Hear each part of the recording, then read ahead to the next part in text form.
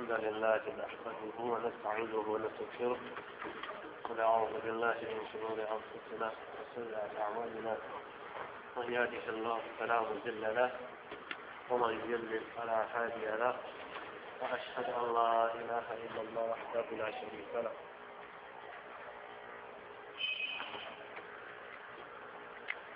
واشهد ان محمدا عبده ورسوله يا أيها الذين آمنوا اتقوا الله حق تقاته ولا تموتن إلا وأنتم مسلمون يا أيها الناس اتقوا ربكم الذي خلقكم من نفس واحدة وخلق منها زوجها وبث منهما رجالا كثيرا ونساء واتقوا الله الذي تساءلون به والأرحام إن الله كان عليكم رقيبا يا أيها الذين آمنوا اتقوا الله وقولوا قولا سديدا يصلح لكم أعمالكم ويغفر لكم ذنوبكم ومن يطع الله ورسوله فقد فاز فوزا عظيما أما بعد فإن أصدق الحديث كلام الله وخير الهدي هدي محمد صلى الله عليه وسلم شر الأمور محدثاتها وكل محدثة بدعة وكل بدعة ضلالة. الحمد لله أرجوكم الله وبعض حتى لو كانت الأفضل محمد اللهم صل على محمد وعلى آل محمد وبارك على محمد وعلى آل محمد كما صليت وباركت على إبراهيم وعلى آل إبراهيم في العالمين إنك حميد مجيد. أرجوكم الله سبحانه وتعالى eléyìí tí ó tún fi àánú rẹ̀ tí wọ́n fi dáa padà sí ìjókòó àìdè ọjọ́ kẹfà nínú oṣù Muharram ẹgbẹ̀rún ọdún àti ọgọ́rùn-ún mẹ́rin ọdún àti ọdún méjì ní ogójì èyí jẹ́ ọ̀rọ̀ tí a lọ sọ̀rọ̀ láti Mọ́kà lọ sí Mádínà. Assalamu alaikum wa rahmatullahi wa barakatuh. Wa alaikum assalam wa rahmatullahi wa barakatuh. pẹ̀lú àlọ́ ọlọ́run ọba subhanahu wa ta'ala a tún máa tẹ̀síwájú lọ kitab al-adab al-mufrad lil-imam al-Bukhari rahimahullah ẹnu ọ̀dẹ̀ àbáwọlé tí a fẹ́ wọlé sílẹ̀ ní òun náà ní báàbù du'a 'inda al-ghaythi wal-matar ojú ọ̀nà tí ń sọ nípa àdúà ìbẹ́lọ̀ èyí tá a máa ṣe nígbà tó tó bá rọ hadithi tí àkọ́kọ́ mẹ́nu bá lé eléyìí òun náà ní hadithi ọgọ́rùn mẹ́fà àti mẹ́rìndínláàádọ́rùn 686 wọ́n ní حدثنا خلاد بن يحيى. حدثنا خلاد بن يحيى قال حدثنا سفيان بن مسلم بن شريح بن هاني الحديث عائشة رضي الله عنها قالت كان رسول الله صلى الله عليه وسلم إذا رأى ماشيا في أفق من آفاق السماء ترك عمله وإن كانت الصلاة ثم أقبل عليه فإن كشفه الله حمد الله وإن مطرت قال اللهم طيبا نافعا. قال حدثنا خلاد حدثنا ابن يحيى قال سفيان صفوالتنا المقدام بن شريح بن هاني يعني فقد عائشة رضي الله عنها ولعائشة رضي الله تعالى عنها وابن والد قوتي الله صلى الله عليه وسلم قالوا جزا الله جل في إذا رأى ناشئا في أفق من آفاق السماء فجت الله باريا سجوكا ثم كجو ní àwòwò kan nínú àwọn àwòwò sámà tárọkà àmọlà iṣẹ́ tá a ní sọsọlá máa ń ṣe lọ́wọ́ apáàtì wà ìkànnì fi sọlá sọ́jà nígbà tó ń sọlá ń kírun lọ́wọ́ ni ṣùgbọ́n àkùbẹ̀lẹ̀ àlẹ́ yàrá pé wọ́n ní kó dàbí o ti pé kírun lọ́wọ́ wà ìkànnì fi sọ́lá kódà kọ́ máa kírun lọ́wọ́ tòmọ̀ àkùbẹ̀lẹ̀ àlè á wá dojú kọ ibi tó ti rí ẹ̀sùn tó kó jọ yẹn. fa ìkàṣẹ́fàhùn lọ hamidallah tí ọlọ́run bá ká gàgá ẹ̀sùn jọ yẹn kú tó sì payá ọlọ́run sọlá dúpẹ́ fọlọ́ fa ìmọ̀tọ̀rọ̀ tó bá wá rọ̀jò ọ̀la tó tá nẹ́bí ọba àtọ̀ ni pé allahumma sayyiban nafi'a ìwọ ọlọ́wọ́ òjò tí ọ̀rọ̀ yìí tí ó jójò tí ó sàǹfààní o ìdá bàbá wa ni sọ̀búrú yá sọ̀búrú yẹ ti sọ̀búrú yá sọ̀búrú allahumma ìwọ ọlọ́wọ́ sayyiban nafi'a yẹ ni pé òjò tí ọ̀rọ̀ yìí kó jójò tó máa sàǹfààní o yẹ sọ̀búrú yá sọ̀búrú òun tá ló sọ sálábà wí ni ẹ̀ tó jò bá rọ̀.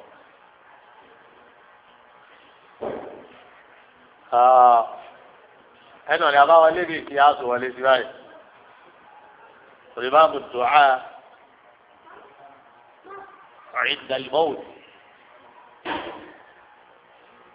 yẹn ní pé àdúrà wo la lè ṣe tí ẹ bá wà lójú kú ẹgbẹ́ ìnira ti dójú ẹ̀ wọ́n lè حدثنا مسدد. حدثنا مسدد قال حدثني يحيى عن إسماعيل قال حدثني قيس قال أتيت أباد وقد استوى سبعا وقال لولا أن رسول الله صلى الله عليه وسلم نهانا أن ندعو بالموت لدعوه. قال حدثنا مسدد صفوان حديثي قال حدثنا يحيى لو على إسماعيل قال حدثني قيس صفو بيقولي أتيت خبابا ولو ما خباب قد استوى سبعة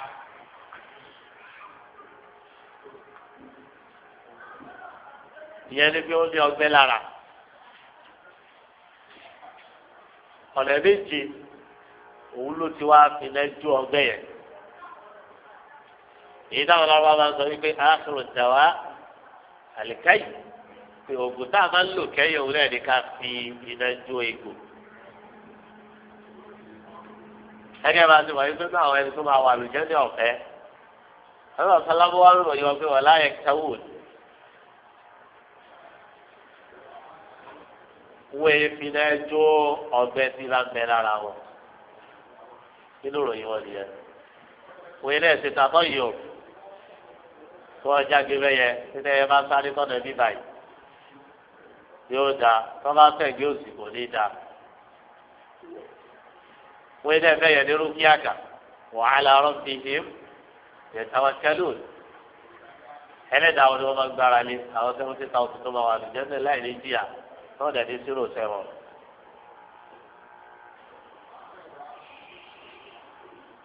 ọbẹ̀ yìí pé kìí ṣe wípé ní ṣíṣe káyò yìí lórí tó gàdí yẹn fi oríwó sẹ́ni kìí ṣe haram kìí ṣe haram ìwé yẹn lè má irú kò gíga irú àwọn 70,000 yẹn yẹn nìkan dé lọ́lẹ̀ tá a gbà fi wá ìwòsàn ní sọ̀rọ̀ bàtà ásálẹ̀ àti káyàtò náà rí àti kí ni ọ àti àṣìjáàmù nínú àwọn ọ̀dẹ̀ tá a máa ń gbà fi ṣe ìwòsàn ló wà kéèyàn mú oyin kó fi lẹ́jọ́ ọgbẹ́ àti kéèyàn dégò nígbà tẹ́jẹ́ dúdú bá ti kéde o tó bá ti sí ẹ̀ lára. Kàbáàbù yìí Yahya ọlọ́dọ̀dọ̀ Ismail wọ́n ní kọ́ ìtúsọ fún mi pé mo lọ bá Kàbáàbù. Kàbáàbù yẹn ni wọ́n á fi lẹ́jọ́ ọgbẹ́ lọ́nà méje. wọ́n kọ́ ìlera yẹn wá kọ́. ọ̀wánì láwùlẹ̀ anna rasulallahi sallallahu alayhi wa sallam tí ìbá ti yí kí òjijì ọlọ́run sallallahu alayhi wa sallam lẹ́hàdẹ́ alẹ́dẹ̀ ọ̀wá bílmọ́wó tí ìbá yìí kó ti kọ̀ fún wa pé àgbọ̀dọ̀ tọrọ ọkú lẹ́dẹ̀ àwọn tún léyìí ní ìbádẹ́fẹ́ lọ́wọ́ rẹ̀ ìdíra ni wọ́n ń pè bẹ́ẹ̀ ọlọ́run dàgbà padà àdìwá o ẹ̀dọ́ wà lọ́wọ́ ìlera nínú àìgbàdo àìlera kan lórí kí ara tó ń dà wọ́n láàbò wọ́n dá kókó wa lálàáfíà jẹ́ àgbàdo. حديث ابي سليم ولباب دعوات النبي لا تبقي اواد هذا الصلاه والسلام ولحدثنا محمد بن بشار حدثنا محمد بن بشار قال حدثنا عبد الملك بن صباح قال حدثنا شعبة عن ابي اسحاق عن ابن عبد موسى عن ابي عن النبي صلى الله عليه وسلم انه كان يدعو بهذا الدعاء رب اغفر لي خطيئتي وجهلي وإسرافي في أمر كله وما أنت أعلم به مني اللهم اغفر لي خطئي كله وحملي وجهلي وعزمي وكل ذلك عندي اللهم اغفر لي ما قدمت وما أخرت وما أعلنت أنت المقدم وأنت المؤخر وأنت على كل شيء قدير. حدثنا محمد بن بشار لا وعدات ولا سلام السلام àkọ́kọ́ wa yìí àwọn àdúrà yọ yẹn ká lè gba tó pẹ̀lú ẹ̀ àdéhùn àgbà wípé àwọn hadithi tó mú wá àwọn hadithi tí ó lálàáfíà ni kíkọ́ rẹ̀ wà lókè ní Sahih Muslim الذكر والدعاء قال حدثنا محمد بن بشار حدثنا قال حدثنا عبد الملك بن صباح عبد الله بن صباح صفاوني حدثنا شعبة على لقد أبي إسحاق لقد ابن أبي موسى عن النبي صلى الله عليه وسلم قال صلى الله عليه وسلم أما سعدواي فرب اغفر لي خطيئتي وجهلي الله فريات سيري جميع حتى مكاني وإسرافي في أمري كله àti jùlọ tí mo ṣe bí gbogbo aláwọ̀rí ìrìn yẹn ọlọ́run forí ẹ̀jì mi o wọ́n anta a'lamu bihi minni àti gbogbo tí ọlọ́run bá mọ̀ pé mo ṣe. Allahumma ighfir li khata'i kulla gbogbo àti tẹ̀lé yẹ́yẹ́ ọlọ́run bá forí ẹ̀jì mi. wa amudi wa jahli wa hazli àmọ́ mọ̀ sí mi àyèmọ̀kan mi àti ohun tí mo fi àwàdà ṣe ọlọ́run forí ẹ̀jì mi. وكل ذلك عندي gbogbo ẹ̀ náà lọ́dẹ̀ wà látọ̀dọ̀ mi o Allahumma ighfir li ma qaddamtu wa ma akhartu ọlọ́run bá foríjì mi ohun tí mo ṣe ṣáájú àti tí mo ṣe kẹ́yìn wa ma asrartu wa ma a'lantu èyí tí mo ṣe jẹ́jẹ́ àti èyí tí mo ṣe ní ìta gbangba antal muqaddimu ìwọ lọ́ba tí mo ti níwájú wa antal mu'akhiru ìwọ lọ́ba ń fi ní sẹ́yìn. وأنت على كل شيء قدير هذا ليس دليل لوري كده لوري مقام هاري الله سيتوكي هل تجروا الله فترى بابا لوري بولو جماعة سبحان الله فلا دعاء هاري في دعاء قل صفوا يقول إما الله سبحانه وتعالى ما تقول gbogbo ṣẹ gbogbo ọ̀rọ̀ gbogbo òṣèṣì òrọlọwọ ọba níbọ sí kò tọpọ àbọsọlọ àti wípé káwá ìrúdú kíwàdà tẹtẹrì níbi ẹ̀ṣẹ̀ kékeré o àtẹ̀ṣẹ̀ ńlá ẹ máa lọ pé foríjì wa ọlọ́wọ́ àtúbà foríjì wa ọlọ́wọ́ àtúbà ẹ̀ṣẹ̀ tó ń bọ̀ tó kéré èyí tó ń bẹ̀ tó ń bọ̀ fún tóbi. ẹsẹ̀ kan ò kéré lọ́dọ̀ sàfíà oríṣi wa ò ló àtúbà. torí nǹkan tó lè sọ yẹn di ọ̀dà rẹ̀ yẹ́yẹ́ òun ni ìkọrù kúlò kí ẹ̀ máa fojú rí lẹ́sẹ̀ ṣé mélòó wá lè ṣe bìbì àwọn èèyàn ń pa ẹ̀ lórí pé mo mú 1,000 ẹlẹ́nu mọ́tìlì kí ni wàá rí wọlé àwọn èèyàn ti báyìí wọ́n ti báyìí wọ́n ti báyìí. wọ́n ní sábà wo àdìsí ojú kí àyèké àdìsí àti kékeré gbogbo ẹ̀ bàtà ọlọ́run ọba àlekè ọlọ́mọ kò bá jẹ́ tètè kò bá jọrọ̀ kò bá jẹ́sẹ̀ gbogbo ẹ̀ ọlọ́run bọ̀ dẹ́dẹ́dẹ́ ni ká wá àforíjì ọlọ́run ọba lórí àwọn ẹ̀yà báyìí. حديث ابن سوري إلى الدعاء عليه الصلاة والسلام حدثنا ابن المثنى حدثنا ابن المثنى قال حدثنا عبيد الله بن عبد الوهاب قال حدثنا إسرائيل قال حدثنا أبو إسحاق أن أبي بكر بن عبد موسى وأبي بردة أحفظه أن أبي موسى الأشعري عن النبي صلى الله عليه وسلم أنه كان يدعو اللهم اغفر لي خطيئتي وجهلي وإسرافي في أمري وما أنت أعلم به مني اللهم اغفر لي غزلي وجدي وخطئي وأمري وكل ذلك عندي. حديث إلينا جاتوكي قال ابن المثنى حدثنا قال حدثنا عبيد الله بن عبد المجيد قال إسرائيل صفا قال أبو إسحاق بن أبي بكر بن أبي موسى látọ̀dọ̀ àbí bọ́ọ̀dà wọ́n lòun lérò pé Abu Musa al-Ash'ari ni látọ̀dọ̀ àbí sọ̀sẹ́lẹ̀ wọ́n là níbi máa ń sàdúrà báyìí pé Allahumma ighfir li khati'ati ọlọ́run forí àti sèmi jìnnì o wa jahli àtàìmọ̀kẹ́rì wa israfi fi amri àti àṣejù tí mo sẹ́nu àlámọ̀rí wọ́n mọ anta a'lamu bihi minni àti tí wọ́n lọ́wọ́ bá mọ̀ ń parí Allahumma ighfir li hazli. àwọn àdàbí ọlọ́run forí ẹ̀jì mi o wọ́n jáde àti ọ̀rọ̀ gidi mi ẹsẹ̀ dẹ́ni o wọ́n kátó ní àtàtúnṣe mi wọ́n àmùdí àti ohun tí mo mọ̀ ọ́ sí ọ̀kún ló dálé ká ìdí gbogbo ẹ̀rí ọ̀dọ̀ mi ló ti wá.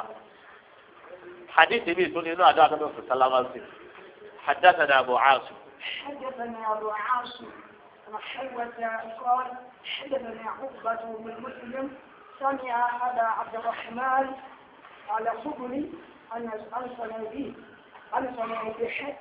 عن معاذ بن جبل قال أخذ بيد النبي صلى الله عليه وسلم فقال يا معاذ قلت لبيك قال إني أحبك قلت وأنا والله أحبك قال ألا أعلمك كلمات تقول في دبر صلاتك قلت نعم قال قل اللهم أعني على ذكرك وشكرك وحسن عبادتك. حدثنا أبو عاصم حدثنا وصفولاته حيوة عقبة بن مسلم قالوا أبا عبد الرحمن الحبولي لقد الصنابحي لقد معاذ بن جبل رضي الله تعالى عنه قال النبي صلى الله عليه وسلم ọgbà ọwọ́ nínú ẹ má jẹ́ àgbà pé màá ń rúlu jábá ẹ yàrá yóò kọ́ àtúbẹ̀rọ̀sù wa ó sì wà ní hadithi pé wọ́n á jẹ́ ògidà lọ́kẹ́yàmọ̀ ọ̀hán rúlu jábá ẹ òun ni olórí òun ni wọ́n máa ṣe nígbà rẹ̀ fún níjọ́ ògidà lọ́kẹ́yàmọ̀ òun lórí wọ́n máa jẹ́ olórí gbogbo àwọn àfa ẹ̀wọ̀n ọ̀hán rúlu jábá ẹ rọ́ọ̀dì ọlọ́wọ́ tàlá àdì wọn náà sọ̀sọ́ láti gbá ọwọ́ mi ọwọ́ ni mo bẹ̀rẹ̀ mọ̀ yẹn kí mo jẹ́ pé rẹ̀ àti báyìí lọ́yẹ ká ti máa dára wa lóhùn tí yẹn bá pé yẹn kì í ṣe náàmù bẹ́ẹ̀ ni nìtumọ̀ rẹ̀ tó èdè lágbáwá nígbà táwa kéékèèké àyẹ̀wò àyẹ̀wò tọ́bajọ́ kò yọ lọ pé náàmù tọ́bajọ́ kiri nẹ́ẹ̀kọ́ ọ̀nà ẹ̀dì kì í ṣe èdè lágbáwá o kò sí ohun tí ń jẹ́ nẹ́ àti náàmù pé náà lìyẹn fi dá yẹn lóhùn tí wọ́n bá sọ̀rọ̀ fún yẹn pé ìyá sọ pé bẹ́ẹ̀ ni òun ni náàmù òun àti ájàlì èsì ajalu ọ ajal sukuu lọ parí ẹ bẹ́ẹ̀ náà ni naam sukuu lọ parí ẹ alaka méjì sukuu kan abẹ́sìkẹ́ fásilà wọlé lọ́dọ̀ ẹ̀yọ́ ní àrùdù ẹ̀ẹ́dì gbàgbé àbí wátádù lẹ́fẹ̀ẹ́ ni wátádù wọlé wátádù wọ̀ jùmọ̀ ẹ̀rí òun lè léyìn ẹ̀jẹ̀ alaka méjì sukuu kan naam àti kíni o ajal tọ́ba ti di ajalun ẹwà kó di àkókò òkú nìyẹn àbẹ ẹkọ lọ yá pé ẹgbẹ́ lọ sọ dáadáa tọ́ba tún ti di kéde ọ náàmù kí nìyẹn wọ́n lè jẹ́ pé ẹyẹ wọ́n sì máa ń lò fún àwọn ẹranko tó bá jẹ́ kiri ọ tó jẹ́ bí àkúnmí yẹn pé tìbí mu yẹn bá ti ní araka ìtumọ̀ mi ni ó tún gbé jáde o kọ́mọ́rò ní à ẹ̀dọ́ rẹ ti tọ̀ torí bẹ́ẹ̀ kẹ́ sọ dáadáa o wàá rí náà bẹ́ẹ̀ ni òun lè léde kì í ṣe pé yẹn dáhùn yẹn àgbélágbájá náà irọ́ bẹ́ẹ̀ ni lè yẹ wí. wọ́n wáyé bí mo jẹ́ pé òun máa jẹ́ kiri o làbáyé ẹ̀rí èyí tí gàdọ́ bá fẹ́ lọ sí ọmọrún àti hajj nìkan wọ́n lọ sí làbáyé Allahumma làbáyé. mọ̀hánsì ni mo dáhùn pé làbáyé. wọ́n láti sọ sáláwá sọ wáyé pé inni uhibbuk. dádájú èmi àdẹ́bí mo nífẹ̀ẹ́ wọn mọ̀hánsì. mọ̀hánsì ni mo wá dáhùn pé ana wallahi uhibbuk. torí èmi gẹ́gẹ́ alára tí mo ṣe wàá bọ́ fọlọ́hùn fúnra mo nífẹ̀ẹ́ dàdẹ́bí. òun tún ṣépè pàṣẹ pé mo ṣépè mo fúra. òun nífẹ̀ẹ́ mi òjijì ọlọ́run ibi gẹ́wà nífẹ̀ẹ́. ẹ̀rí báwọn eléyìí ti sórí rẹ̀. àwọn òsì láyé wọ́n ní ìsáré sọ̀sọ̀ lọ́sọ̀ fún òun ní àfi tá a bá ti ṣe sí. àdẹ́bí lóhùn fẹ́ lókun kẹ́jọ́ bá ṣe yòówù fẹ́rẹ̀ rẹ̀ ayá wípé fẹ́yẹ náà ti dọ́dọ̀ ti adìyẹ. àwọn òsàlá ni pẹ̀lú fẹ́ tí mo wá ní sí ẹ̀yẹ. ألا أعلمك كلمات ألا للتحضير لدى ولنا عوابي وللتنبيه يسلج بكره يا ها دي في pẹ̀lẹ́pẹ̀lẹ́ ìrọwọ́ rọsẹ̀ kò ní wàhálà nínú tọ́wá jẹ́ tó níbi hẹ́lá kó máa ṣe kí ní ìbàdàn ṣùgbọ́n ألا أعلمك كلمات tàhírìn tọ́wá ní pẹ̀lẹ́pẹ̀lẹ́ ni wájú ní àwọn gbólóhùn kan.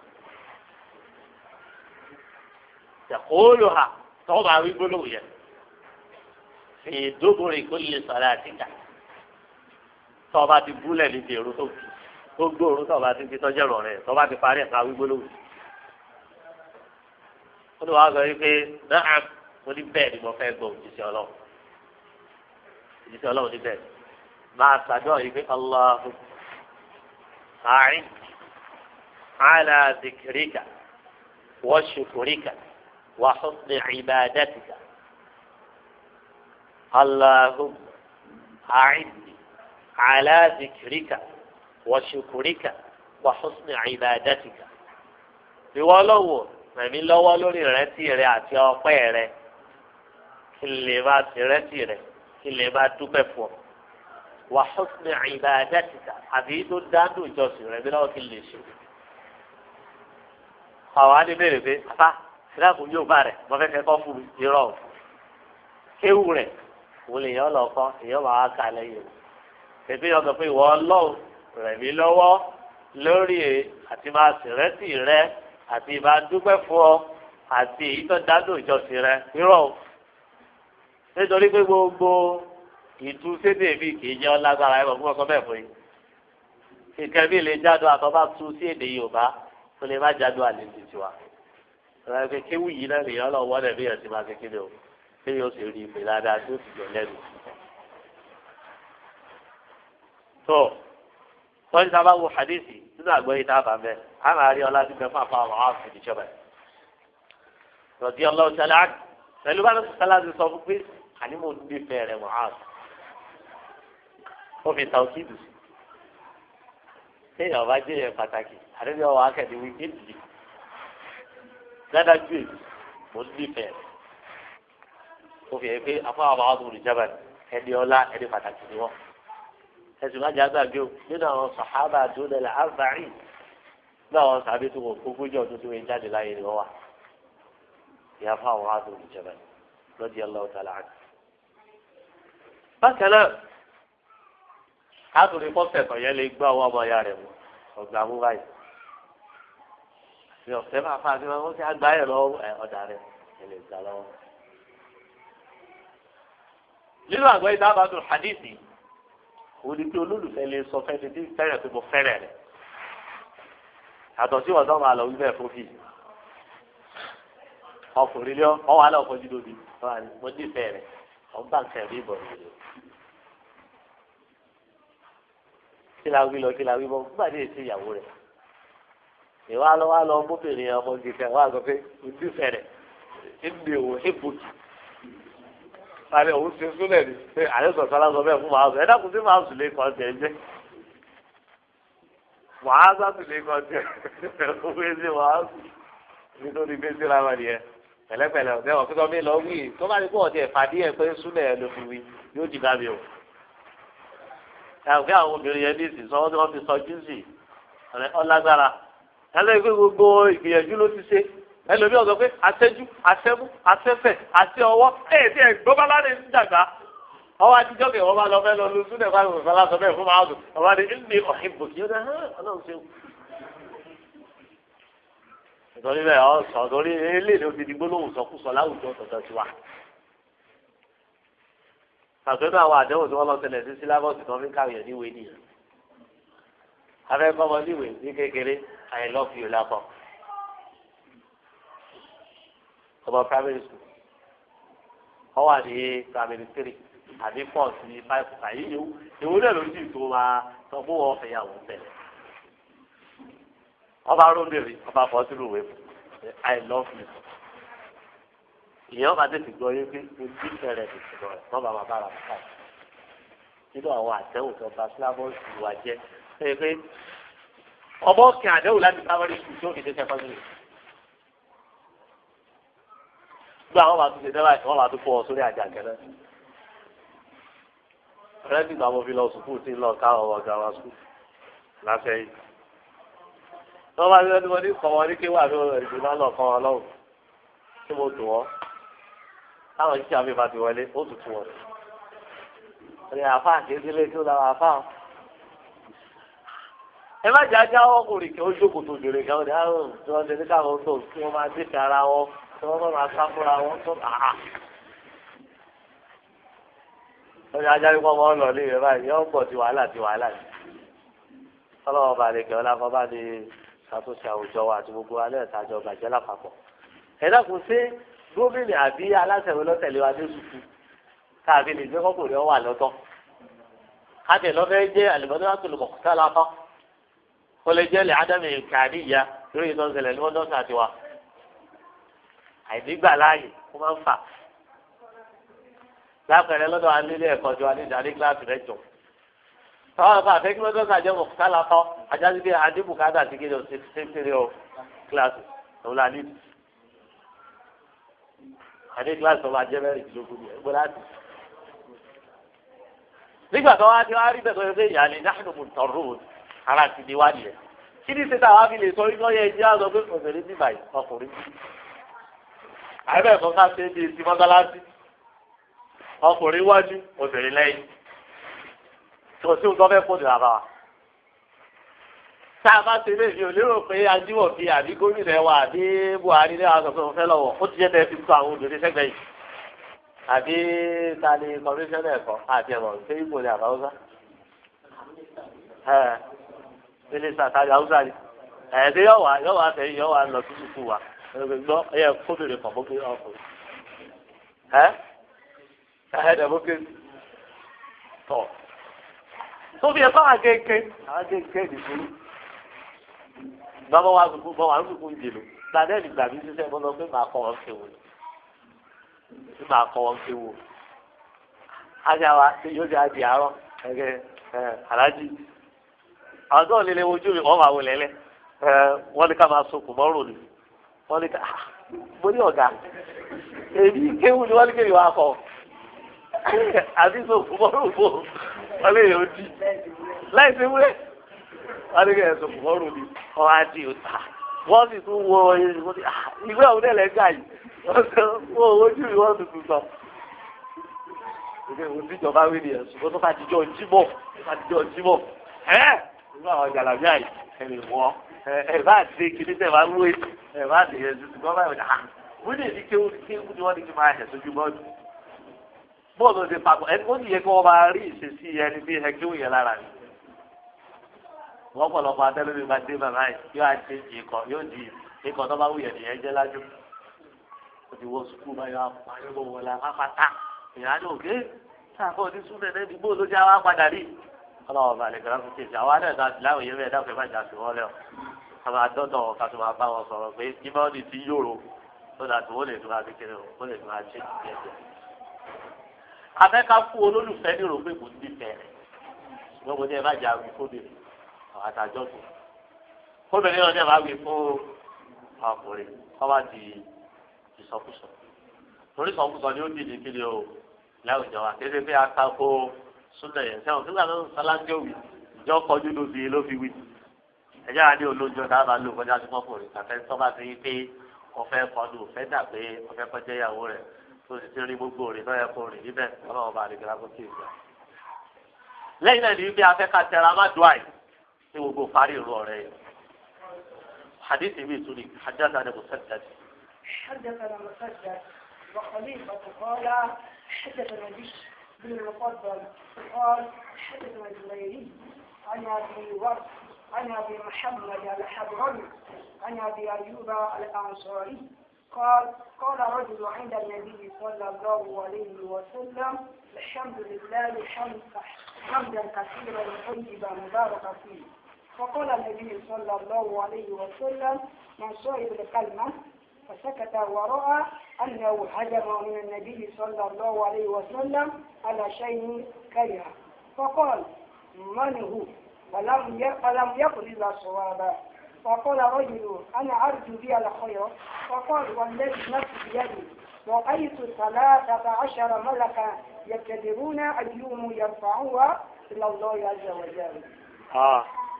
قولي حدثنا مسدد وخليفة مسدد بخليفة عمية جسمي بشر بن المفضل حدثنا قال حدثنا الجريري لقد أبي الورد لقد أبي محمد الحضرمي لقد أبي أيوب الأنصاري ولي أقول لك صلى الله عليه وسلم الحمد لله حمدا كثيرا طيبا مباركا فيه فقبلوا يا مكا بني ما بعد دين الركوع ربنا ولك الحمد حمدا كثيرا طيبا مباركا فيه فلان فلان قدر كل كذا الحمد لله وقد فلو حمدا كثيرا لأفتقه طيبا صدى مباركا فيه سبكم تنبه فقال النبي صلى الله عليه وسلم عن صلوات بيته من صاحب الكلمة تعالوا يقولوا يوم وسكت على كل يبكته ورأى أنه هجم من النبي على شيء كره على كل يبكته tí kìí ṣe pé gbólóhùn yẹ à ń sọ̀sọ́ láyé tiẹ̀ láìkè ẹ̀ fẹ́ wá ní báwa ni ọjẹ́ tó ọjẹ́ bá ìbílí torí kò tí bọ̀bọ̀rọ̀ ni ó ti jẹ́ kò lè sáré tara pàpà kọ́sọ́ fóun ni owó pé gbólóhùn yẹn tí kìí ṣe pé ó gbà nẹ́bí láì tó ṣe ń sọ̀sọ́ lá kó ní ti gbólóhùn yẹn ọ̀kọ́ lámọ́ni hó à ń sọ̀sọ́ lá ní àdíta ló ń tọ̀ ọ̀dà tó ń tọ̀ wọ́ ọba fèsì. فلم يقل إلا صوابا tí ọba fèsì kọ́ ya máa gbọ́ o ọ̀sọ́ kẹ́kẹ́ ju rere lọ òótọ́ lọ́sọ dáadáa lọ́sọ o ọ̀fà wà lára jòló àlẹ́ ọkùnrin ẹni tó yẹ kí n jáde sí ibi ni mo sọ̀rọ̀ ni àríjù bíi àlùfáà dáadáa gbọ́ fẹ́ òbíṣẹ́ olóhùn mo bìrò dáadáa pẹ̀lú ẹ̀ àwọn sọ̀sálálẹ̀ ọ̀rẹ́ wọn tó jẹ́ béèrè ni pé wọ́n lẹ́bi nafsi nìyẹn. mo sọ fún wa yìí pé ta'ajjuba mọ́ Allah tabaraka wa ta'ala ọ̀dà kama sọ pé wọ́n lẹ́bi nafsi nìyẹn ni bàtàlá ń ká máa wí bí àwọn aráàlú ni wallahi alifu wallahi wọ́n máa wí wallahi gbogbo gbà wallahi ìlú dé sálámù ojú yẹn sí ohun tó ń sọ yìí látàrọ máa wí nǹkan tó wí lọ. láti lè lẹ́kọ̀ọ́ pẹ̀lú ọlọ́wọ́ bá subhanahu wa ta'ala àti sọlá kì í sábà ńlá àwọn ọlọ́wọ́ gbogbo ìgbà bẹ́ẹ̀ nìyẹn. walladhi nafsi biyadi mo fi ẹni tẹ́bi mi àdébí ń bẹ lọ́wọ́ rẹ̀ fúra. ra'aytu 13 malaka ẹ bàbá náà mo rí mọ̀lẹ́kà 13 yẹtẹ̀dìrú gbogbo wọn ni wọ́n tara pàpà wọ́n yára wọ́n sáré sọ́tún sáré sókè ayyuhum yarfa'uha ila Allah azza wa jalla ìtàlínú àwọn tí ó gbé gbólóhùn yìí lọ sọ́dọ̀ lọ́wọ́ aláhàn àwọn mọ̀lẹ́kà jà pípé sí ìwọ̀n ni àbí èyí àwọn mọ̀lẹ́kà mẹ́tàlá ni wọ́n jà sí. ẹ̀rí wọ́n ní dábàá wo hadithi àmàrí níbẹ̀ bayanu falli hadi ilm ọlá ti bẹ̀rẹ̀ gbólóhùn alhamdulillahi hamdan kathiran tayyiban mubarakan fi. àwọn mọ̀lẹ́kà mẹ́tàlá yìí wọ́n ní kí n fi àwọn alḥafadọ̀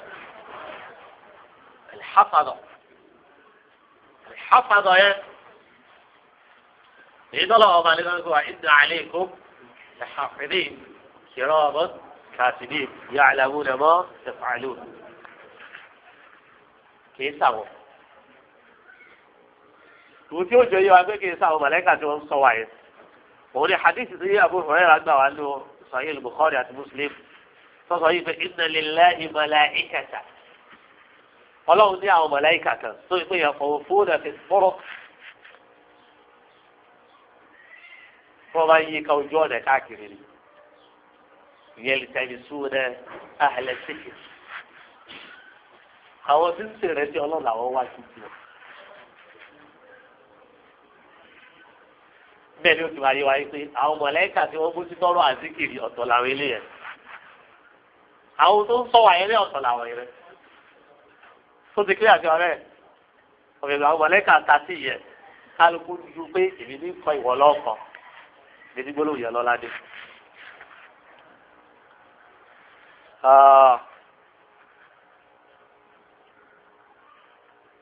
hadith mi tí wọ́n tún wà ní abẹ́rẹ́ ṣùgbọ́n ká tó lọ bẹ́ẹ̀ nínú àgbọ̀ yìí kẹta àtúrí wọ́n rí pé apá yẹ kí ló dé tí òfin tètè dàgbẹ́ mi lò.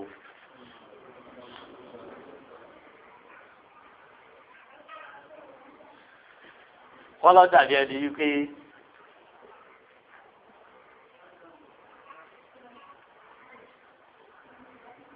wọ́n lé wọn tá a lè wò ń fa rẹ̀ ni pé nítorí pàṣẹ sọ̀sẹ́lá kò ṣe ṣáìdì kan ní òfin ètè ní òfin tí ìdáwó àdéhùn sọ̀sẹ́lá kan dáàpọ̀ ẹnì kankan níta béèrè bí ìbéèrè gbogbogbò lásán pé ta ló sọ̀rọ̀ ta ló wí gbólóhùn yìí kò tí ì sọ pé ẹni tó bá wí kó tọ̀hún sọ̀rọ̀ wọn làbí sọ pé ó tó ń fa akẹ́ni oṣù kọ́kọ́ sọ̀rọ̀ nìyẹn. wọ́n láti pé ó tún dàbí ẹni pé àwọn yẹn náà sì ń retí pé bóyá ó ń tọ̀hún máa sọ̀rọ̀ lójú gbogbo wọn dákẹ́. wọ́n ní atúndé sọ pé nǹkan tó fà ẹni fún àwọn afáwọn àwọn àwárí oríṣiríṣi níbi àlejò àkókò tó fà ni pé ẹni yẹn ń fáyà pé kó máa ṣe kó wù ti ṣàṣìṣe pẹ̀lú ọ̀rọ̀ tó wù sẹ́ sọ tó wù lọ sọ yẹn.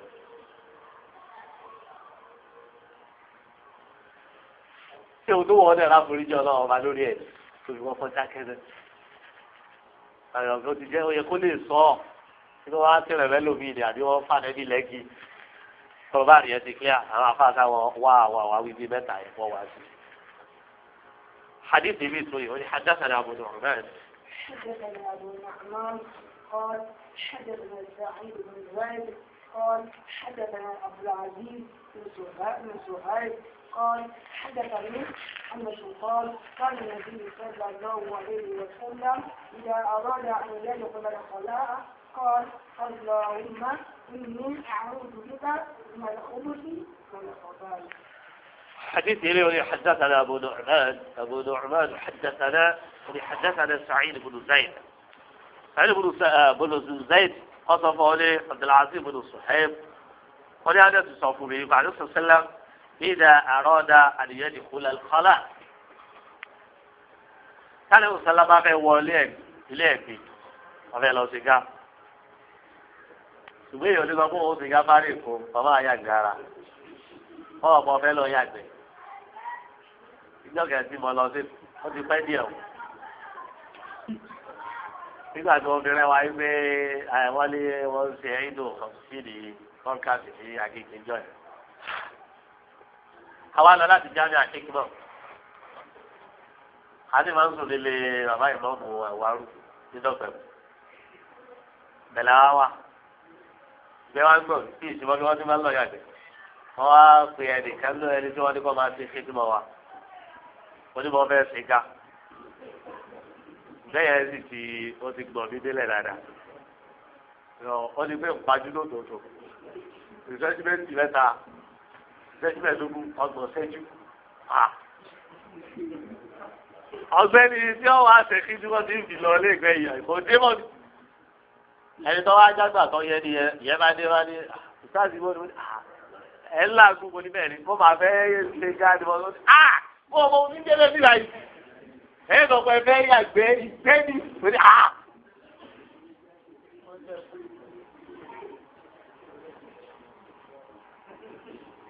àwọn máa ń sọ Yorùbá nílẹ̀ ègbó yìí gẹ́rin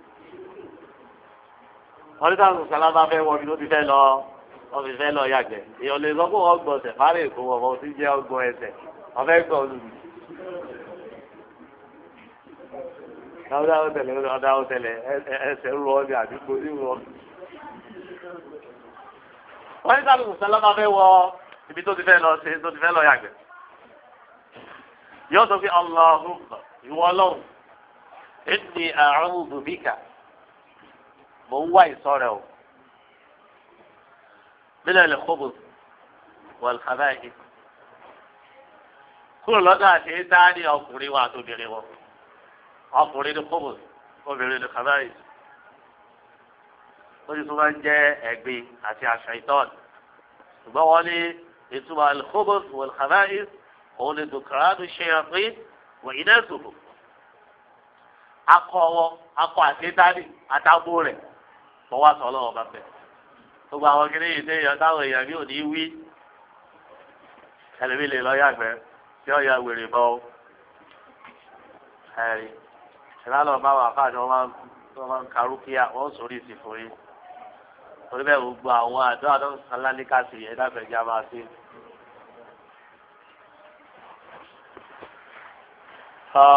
àgbẹ̀yìn tá a bá dùn hadithi afẹ́ká máa wí gbólóhùn yìí tá a bá fẹ́ wọ ilé ẹ̀gbẹ́ ọba àjẹ pápá ọba àjẹ jẹ́ yìí tá a kọ́ sínú ilé bí irú àrà bàtẹ́ tá a gbé dé pẹ̀lú ilé fúláàtì tí wọ́n kọ́ káàkiri wọ́n fi lè gbẹ síbẹ̀. wọ́n lè tẹ̀rí ìwà àtọ̀tà ìsọ̀lá máa ń wà sọ yẹn ó ń ṣàfihàn pé ẹrú ọlọ́run ti sí ọlọ́run kìí sọ ọlọ́run kìí sì sọmọ ọlọ́run sí ìtàwọn ọkùnrin yó. ká ti pè lẹ́rú ọlọ́run la pàǹdẹ́bì lé ká tó wá pè lójijì ọlọ́run á ti bu yìí fún nìyẹn ká gbàgbọ́ pé lọ́mọ ọlọ́run. àti káàkiri sọlá yìí máa ń wí sókè ní o. àdúrà yẹn má jẹ́ àwí jẹ́jẹ́ o káwọn wa náà lè kẹ́kọ̀ọ́ pẹ̀lú ẹ̀. káàkiri sọlá máa ń wí sókè ní yéé jàrú bí ẹ́ lè tálè. á wí sókè ní láti fi káwọn yẹn ní bíbọ̀. ike asádùá tá a máa ń ṣe ọ ẹ bá lọ sọlá máa wí jẹ́jẹ́ ni kò lè dọ́dọ̀ wá o àbákẹ́ máa ní lọ́tún lọ́sí torí àwọn èèyàn máa yí ni sọ́ba tí lọ́ọ́ yàgbẹ́ kò ní bọ̀ yípa ìsàdúrà ní fà wọ́n ní حدثنا مالك. حدثنا مالك بن إسماعيل قال حدثنا إسرائيل عن يوسف بن أبي بردة عن أبيه عن عائشة رضي الله عنها قالت كان رسول الله صلى الله عليه وسلم إذا خرج من الخلاء قال غفرانك. نعم. ولي حدثنا مالك بن إسماعيل. مالك بن إسماعيل حدثنا أصفواني حدثنا إسرائيل. إسرائيل صفارة يوسف بن أبي بردة لا ترى ما بعد والله عائشة رضي الله تعالى عنها عائشة عليه السلام صلى الله عليه وسلم إذا خرج من الخلاء طبعا في جاد اللي بدوت له يعني عمل دوت تاوي أنا قال غفرانك يو يقولوا غفرانك يتسمون هذه أسألك غفرانك اغفر غفرانك يعني في والله هم بيولي يا فريجي ريو ṣe àforíjì rẹ̀ gẹ́gẹ́ fún mi tó dáná sọ sálámà wí nìyẹn tọ́ba ti yàgbẹ́ tán ẹ wàá rí àdúrà odúpẹ́ fún ọlọ́run tó jẹ́ gbádùn kò sí bẹ́ẹ̀ o àdúrà ilé ìtọ́ lálàáfíà rẹ̀ ọ̀rọ̀ bó ti yé bẹ́ẹ̀.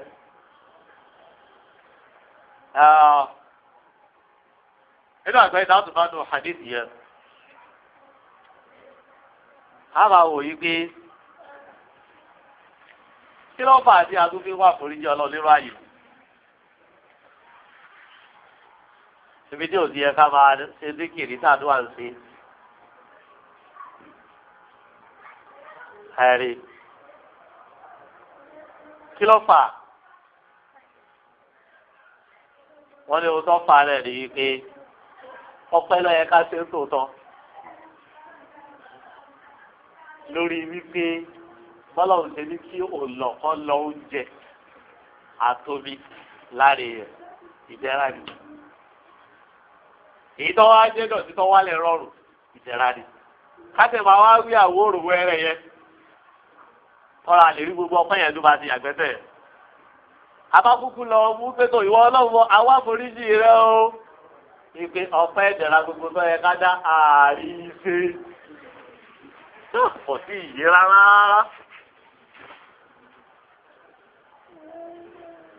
ẹ̀rí fẹ́ lómi wà lọ sí tòlùsì kò sí ohun tó gbé lọ sí tòlùsì wípé ẹ̀wà tó jẹ gẹ́gẹ́ lọ́lọ́ yá.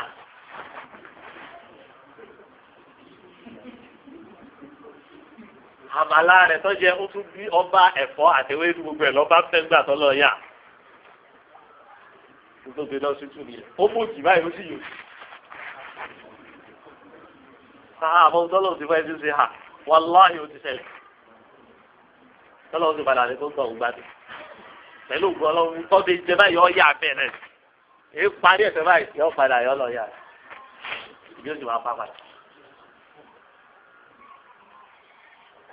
káwọn àti ìwà wí àwọn olùwẹ́rẹ́ pé mo dúpẹ́ fún oúnjẹ oró jẹjẹ oúnjẹ orí ibu ọwọ́ àjẹ òǹlọ́lọ̀ èyí tí ó ń sàǹfààní mo dúpẹ́ rẹ̀ tí ó ti sàǹfààní ẹni pẹ́jọ́ yóò ti pọ̀ jù èyí tí wọ́n á ní sàǹfààní mo tún jọ́ jáde rọrùn mo dúpẹ́ rẹ̀ gbogbo ọpẹ́ yàwó alẹ ní àwa ń sọ fọlọ pé tó àwa foríjì rẹ o pé àjẹwọ pé tó àṣàṣe ètò ibi tó yẹ ká dúpẹ́ tẹ àárí dúdé bẹ láàbí gbólóhùn ẹyọ kan só yẹ pé kò fúrọ́dẹ̀ ẹlẹ́ni ò tún wí o ẹlẹ́ni bá yà gbẹ́sẹ̀ báyà ká ó jẹ́ ti sábà dáadáa ní òdìrí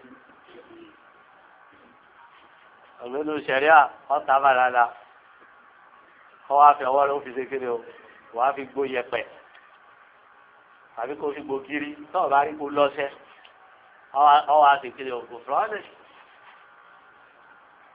kòtò tẹ̀ gbogbo àwòrán wẹ̀rẹ̀ ẹ̀ ọlọ́run aláṣẹ tó ní wá ẹ̀kọ́ máa bẹ́ẹ̀ ọkọ̀ kẹ́kọ̀ọ́ máa dúpẹ́ rẹ̀ lọ́tọ̀ọ̀tọ̀ ni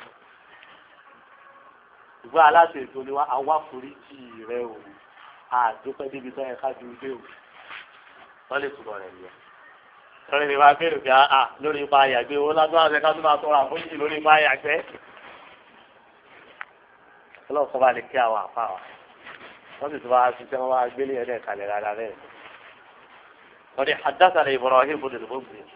حدثني إبراهيم بن المنذر قال حدثنا بكر بن سليم الصواب قال حدثنا حميد بن زياد الخراج عن قريب مولى بن عباس قال حدثنا ابن عباس قال كان النبي صلى الله عليه وسلم يعلمنا هذا الدعاء كما يعلمنا سورة من القرآن أعوذ بك من عذاب جهنم وأعوذ بك من عذاب القبر وأعوذ بك من فتنة المسيح الدجال وأعوذ بك من فتنة المحيا والممات وأعوذ بك من فتنة القبر. قال حدثنا إبراهيم بن المنذر إبراهيم بن المنذر حدثنا فصفوني بكر بن سليم الصواب يرى صفوني حميد بن زياد الخراق وصفوني قال قريب أجي أمد فعبد الله بن عباس رضي الله تعالى عنهما قال عبد الله بن عباس كان النبي صلى الله عليه وسلم قل سيري النبي صلى الله عليه وسلم يعلمنا هذا الدعاء ومن قوى الدعاء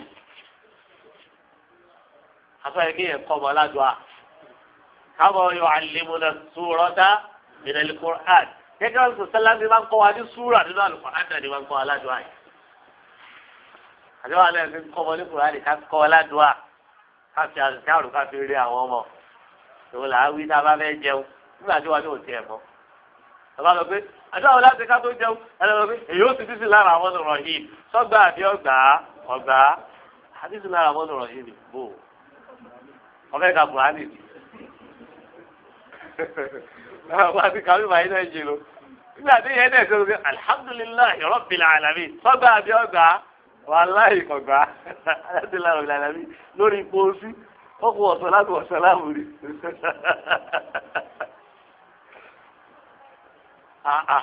alihamdulilayi jẹ́ alihamdulilayi lórí ipaasi lọ́wọ́ lè gbé yẹn bẹ́ẹ̀ bẹ́ẹ̀ ló jẹ́ kò sí wàhálà kẹ́kẹ́ bisimilayi nìkan ni. èrè gbé yẹn ọ̀sán pé bisimilayi àwọn ọ̀nà nígbà tí ìpọ̀ fẹ́ bẹ̀rẹ̀ fúra ni. gbogbo kí ni ìyẹn máa ń gba kéwú ni ìyẹn ọkọ ni. ìyẹn fẹ́ bẹ̀rẹ̀ àdùnnà ọ̀fẹ́ jókòó ọ̀fẹ́ ṣe gbogbo ẹ̀ bisimilayi nìkan ni èrè gbé yẹn owó ìjálẹ̀ pé bisimilayi ìtẹ́lómi ti máa ń fèèlì nìyẹn. wọ́n lọ sọ sálákọ́ yọ àléébù náà àbá tó a ọ̀pọ̀ orú ìbọn bẹ́ẹ̀ jẹ́ ọba jẹ́. irun orú bẹ́ẹ̀ nìkan bí ọba ní awì ìbọn báyìí kí akọ́kọ́ ti dúró níbi tó fi wá bọ báyìí bàbá aládá tó tóbi rẹ̀ pẹ̀sẹ̀ nínú. ọ̀nìtàwọn abẹ́bẹ́ ló ń jẹ́ bisimilá bó sọ wá pọ̀ tí ó jù bẹ́ẹ̀ yẹn lọ lásán ládàá ẹ̀rí rẹ̀ pẹ̀sẹ̀ ju kí ẹ̀ lọ fún bisimilá rahman rahim lọ. tọ́ ọ̀pọ̀ tún ṣe wàhálà mi bí kẹ́límọ̀ méjì sí ọba àtúndé àwọn àti bísí láì àní ọba wù í jálẹ̀ ní tọ́ba fẹ́ jẹun àtìgbọ́ pọ̀ o ìdá gbọ́ lónìí wà lá ó ní àwọn àti bísí láì mọ̀ ẹ̀wà àti sani wọn gbé káàkiri o ó ní àwọn àti bísí gbọ́ tí wọ́n ní àwọn àti bísí láì mọ̀ ní ìwé yìí ò ní wù í jálẹ̀ tọ́ba fẹ́ bẹ̀rù jẹ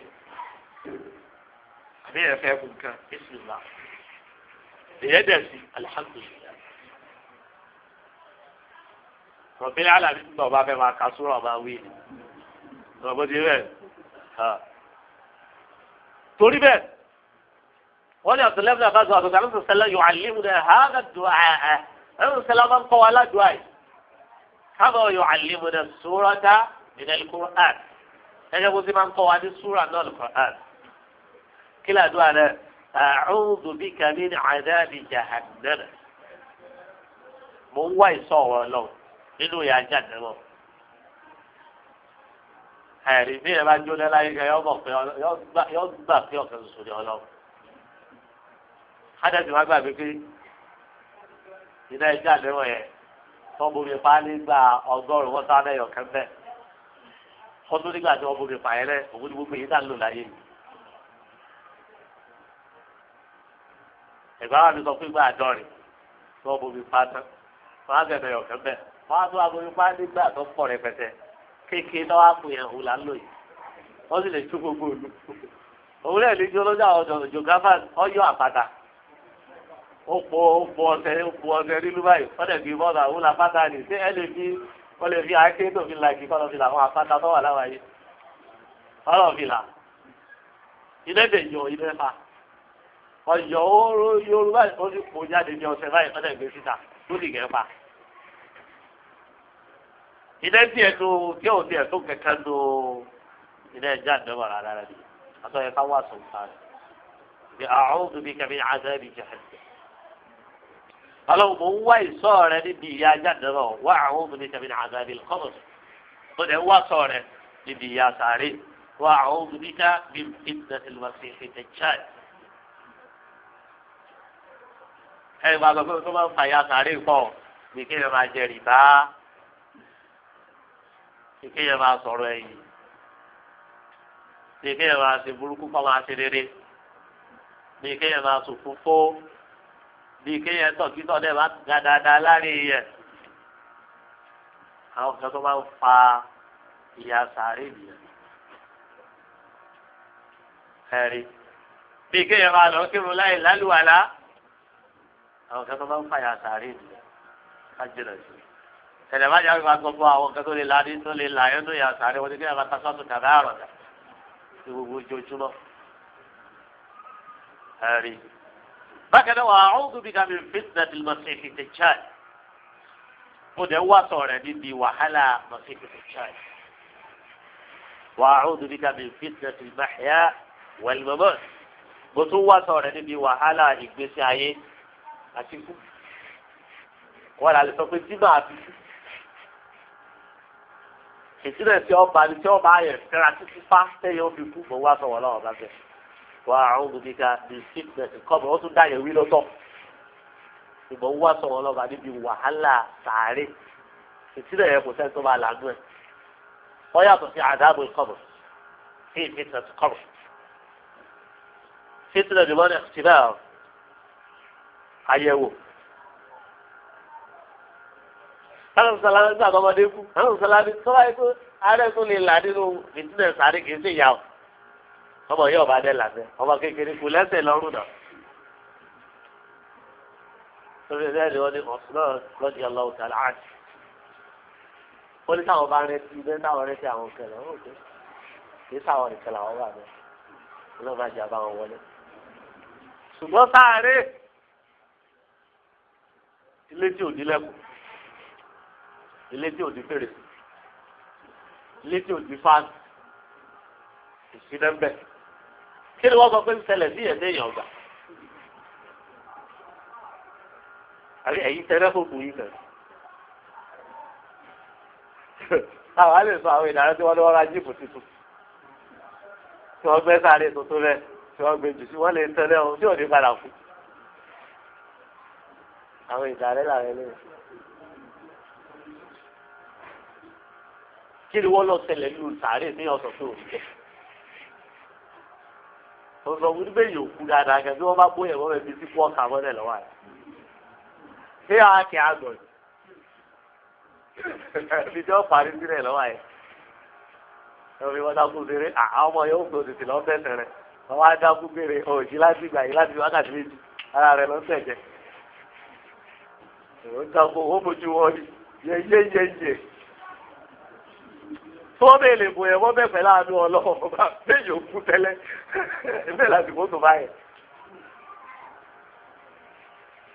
Ọlọ́run sọ̀rọ̀ pé tẹ́lifíkẹ́ bá lè lánàá fìtínà sàárì ní ọmọdé ọ̀bá dẹ̀ lábẹ́ bẹ́ẹ̀ náà ni Mu'adh àbí ẹ̀ sáàdì fún Mu'adh kò bá lábẹ́. Ọlọ́run sàlágọ́ pé ẹ̀yin mọ̀lẹ́bí rẹ̀ sunkún rẹ̀ àwọn mọ̀lẹ́kà dárò rẹ̀.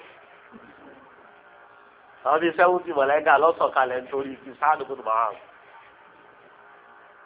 radiyallahu ta'ala anhu. ìjọ ọlọ́run sọ pé ihtazza 'arshu Rahman lèmọ́ọ̀tì sáàdì mìíràn. àlẹ́ àrà tí ọlọ́wọ́ ọba àjọ tí ayédèmí tutù nítorí ikú sáàdì mìíràn. ìjọ ọlọ́run tó bá yẹ fẹ́ nìkan lè ládùn fitness sáré ni sáàdì mìíràn ọba kékeré o ọba làtọ̀ mọ̀lẹ́kà bíi 70 lọ́mọ àkọ́kálẹ̀ nítorí tiẹ̀.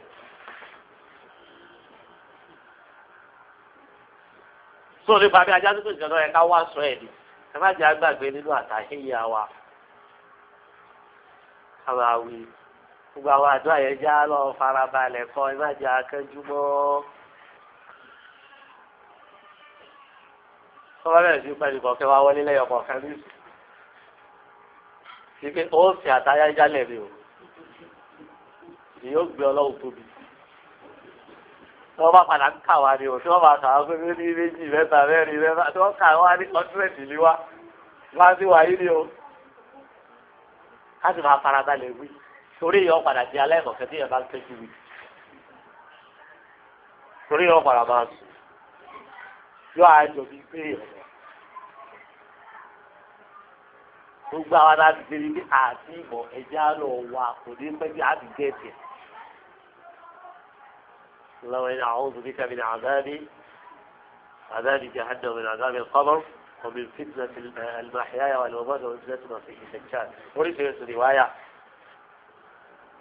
ناري ناس عليه قالوا وانا دي عاتبه كاتب عوي كتو تتيع السلام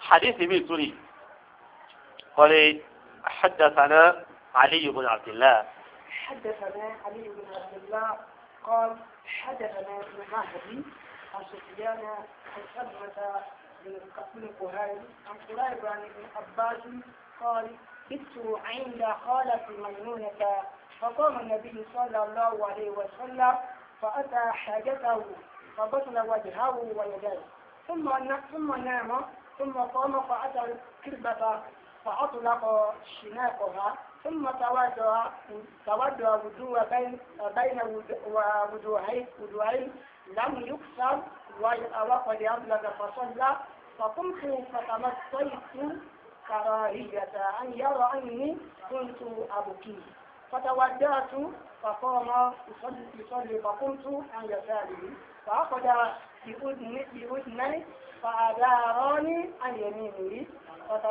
فتتمت صلاته 13 ركعة فاضطجع فنام حتى نفخ وكان إذا نام نفخ فآذن بلال بالصلاة فصلى ولم يتودع وكان في دعائه اللهم اجعل في قلبي نورا وفي سمعي نورا وعن يمين نورا وعن يسار نورا وفوق نورا وتحت نورا وأمام نورا وخلفي نورا وعظم لي نورا قال قريب وسبوا في التابوت ولقيت رجلا من ولد ابن عباس فحدثني بهن فذكر عصبي ولحمي وشعري وبشري وذكر خصلتين.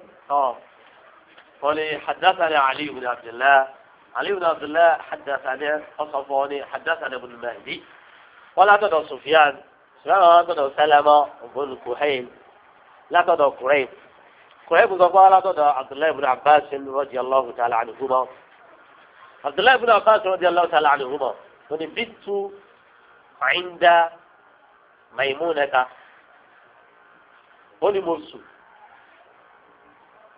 لا lọ́dọ̀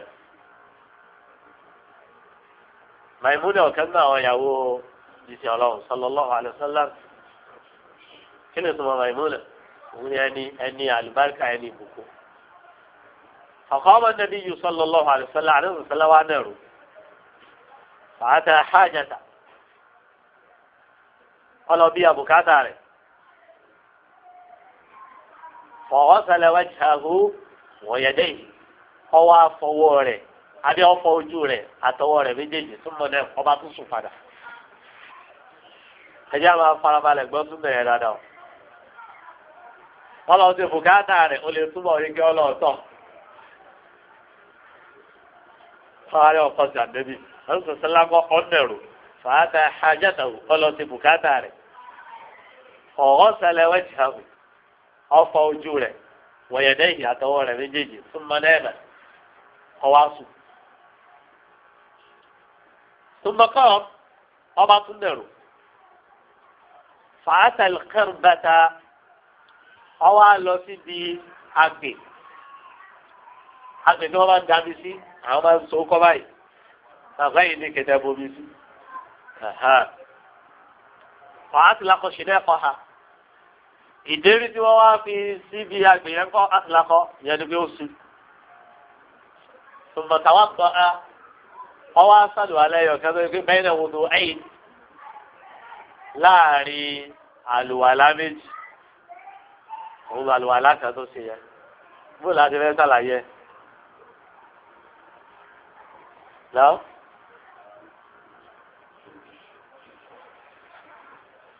a lè tún wípé ìyẹn mọ́rọ̀ tó fi ń ṣe pé ó kì í bọ́nu ara wọn. a lè wí bẹ́ẹ̀. wọ́n ní ìtumọ̀ rẹ̀ pé lábíyú tí wọ́n kọ́ di outlet. àlùwàlá yìí ò kò yẹ ṣe pé ó pọ̀ lọ títí. ṣùgbọ́n kọ́ di outlet. gbogbo ibi tó yẹ kó bí dé lára rẹ̀ bẹ́ẹ̀ ni òde. sọ́ni yá gbé ọ̀sẹ̀ lẹ́yọ̀ kan ní ọ̀sẹ̀ ní méjì wallahu a'lam. àwọn afáàkì ò tún fún wa. ṣùgbọ́n eléyìí tó wà ní ẹgbẹ́ láàbù yóò fẹ́rù kò jẹ́ ọ́pọ̀ jù ọ̀kan ní abúlé ṣùgbọ́n jẹ́ kálù aláyẹ̀ ṣe kéde ọ̀ kódó gbogbo ibi tó yẹ kó fi dé lára òde. wọ́n lè túbọ̀ wùdó bẹ́ẹ̀ náà wùdó éèdì nìyẹn. àlùwàlá kan láàrin àlùwàlá méjì. fọ̀sọ́nla alùpùpù ṣe kéde ó kírun. fọ̀kúntù àtìlẹ́bàá fásitì ìbí wa nẹ̀rù. فتمطيت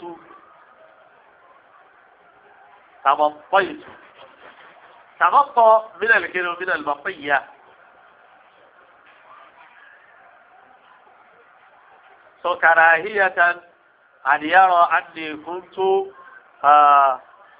أبقيه تمطيت sọ ìwọ tá a fà fẹ́ sọ ní pé òun sá dọ́gbọ́n nìkan òun lẹ̀ mọ́lẹ̀ lẹ́ni tó ń kórìíra káàkiri sọ̀sálàmà wò yìí pé á ní kóńtù àbùkéyì pé bóyá mò ń sọ òun káàkiri sọ̀sálàmà wò pé mò ń sọ òun. ìgbàgbọ́ tètè káàkiri sọ̀sálàmà ti bẹ̀rẹ̀ ẹrú fọ́tà wà dáàtù èmi náà bá ti kéde o ọba lọ sálọ àlà ọkọ ọmọ yìí sọlì ẹnu sọlá bẹ̀rẹ̀ sí ní kírun lọ ọkùnrin ayásáàrì mọ wá dúró sọ́wọ́ sí àdúgbò sọlá ẹsẹ ọkùnrin wọn bẹ̀rẹ̀ pé méjì fa akadàbí ó ní ọwọ́ apá etí mi ajágbé má bínú déyà bá kàn létí o òtí yìí ọwọ́ apá etí mi fa àdáàrọ̀ ni àníyàmí nìyí níbi ìní ọ̀pá etí báyìí ọwọ́ apá wa sí ọ̀tún lòdì etí ni o wọ́n ní pọ̀tẹ́tẹ́ mọ̀tìsọ̀lẹ́tùkù tàlẹ́tà àṣìràtà rọ́kà èròjà lóṣù sálẹ́wá kí wá jẹ́ 13 rọ́kà rákà mẹ́tàlá túbọ̀ ní sájà àdúgbò sálẹ́wá tó fẹ̀gbẹ́ lílẹ̀ ọ̀nàmọ́ ọba sùn hàtà nẹ́fà kọ ó sọ̀rọ̀ yẹn débi pé kọ́fíìsì kìíní o ní ìhẹ̀rù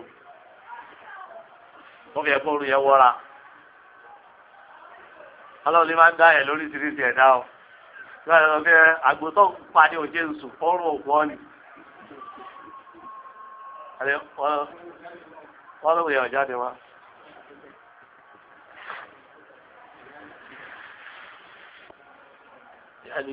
Sọláńsù hátà nẹ́fà kọ́ tó fi padà ń ṣe kí ni o tó fi hẹ́rù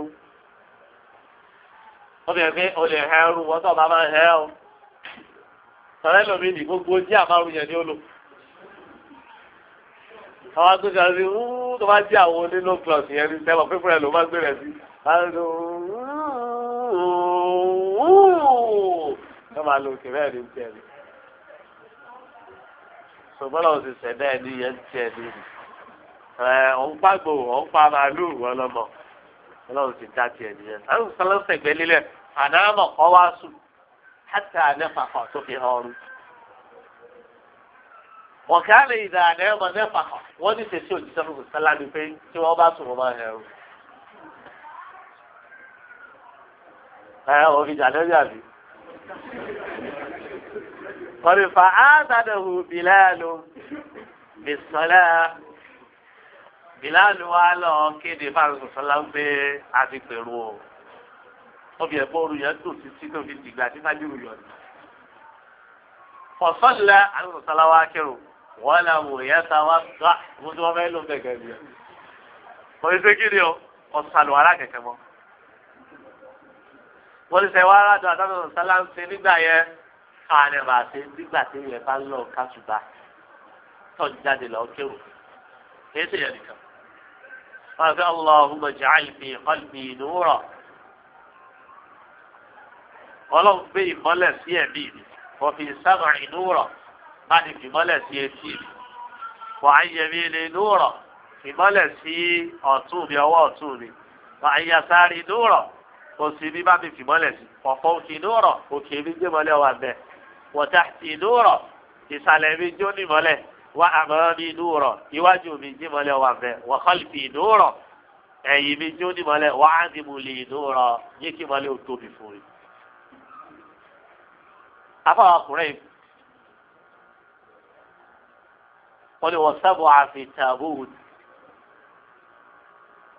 sọ́pẹ́ méje tó tọ́ ẹ bá ti sírò rẹ̀ hall méje ni ó ní bó ṣe wà ní àpótí ẹ̀ nìyẹn méje ni àwọn sàlámù lọ fún fẹ́ kí mọ́lẹ̀ wà bẹ́ẹ̀. fọlá pé ìtura jùlọ ó ní bá wàá pàdé ẹnìkan náà ọmọ Abbas àhàjẹsà ní ìbìhìn ọsàn gbogbo àwọn ọ̀rọ̀ yìí fún mi. fọdákàrà aṣọ ní ẹ̀rí ọbẹ̀ fìdí hadith yẹn múlẹ̀ ẹjẹ́ àlẹ́ ọba di ọ̀rọ̀ wọlé dáadáa. wọ́n lè sàn mí rántí ọ̀rọ̀ yìí wọ́n láhàmì ẹ̀rẹ̀ ara mi rántí rẹ̀ wọ́n dábì ẹ̀jẹ̀ mi gẹ́gẹ́ alára ọ̀rẹ́tì rẹ̀ wọ́n ṣáàrì irun orí mi gẹ́ ọgbà pé mo bá dẹ̀ sọ̀tẹ́ láti wí ni ẹ̀. bákẹ́rẹ́ wọ́n bá ṣáàrì ara mi gẹ́gẹ́ wọ́n dákàrà kọ́sílẹ̀ wọ́n ló tún dáàpọ̀ ẹ̀yà ara bíi méjì ṣùgbọ́n wọ́n rẹ̀ sí mọ́. tó wọ́n jẹ́rìí sí pé tó dáàbò sọ̀tẹ́ láti ṣe kí ni wọ́n ṣàdó àyẹ̀rẹ́ wọ́n ní tábà wo wọ́n ní ọgbọ́n fẹ́ sọ wọ́n ní méjèèjì yẹn wọ́n ní tiwọn rẹ̀ ní alibok bùtùbùtù òun àti gbogbo òun àwọn bí dẹ̀ sọ wípé ọ̀rá àti gbogbo rẹ̀ wọ́n ní ṣùgbọ́n èso clear jù òun ni pé àwọn òun àti ẹ̀mí òun gbà pé à ń sọ̀tà lásọ rẹ̀.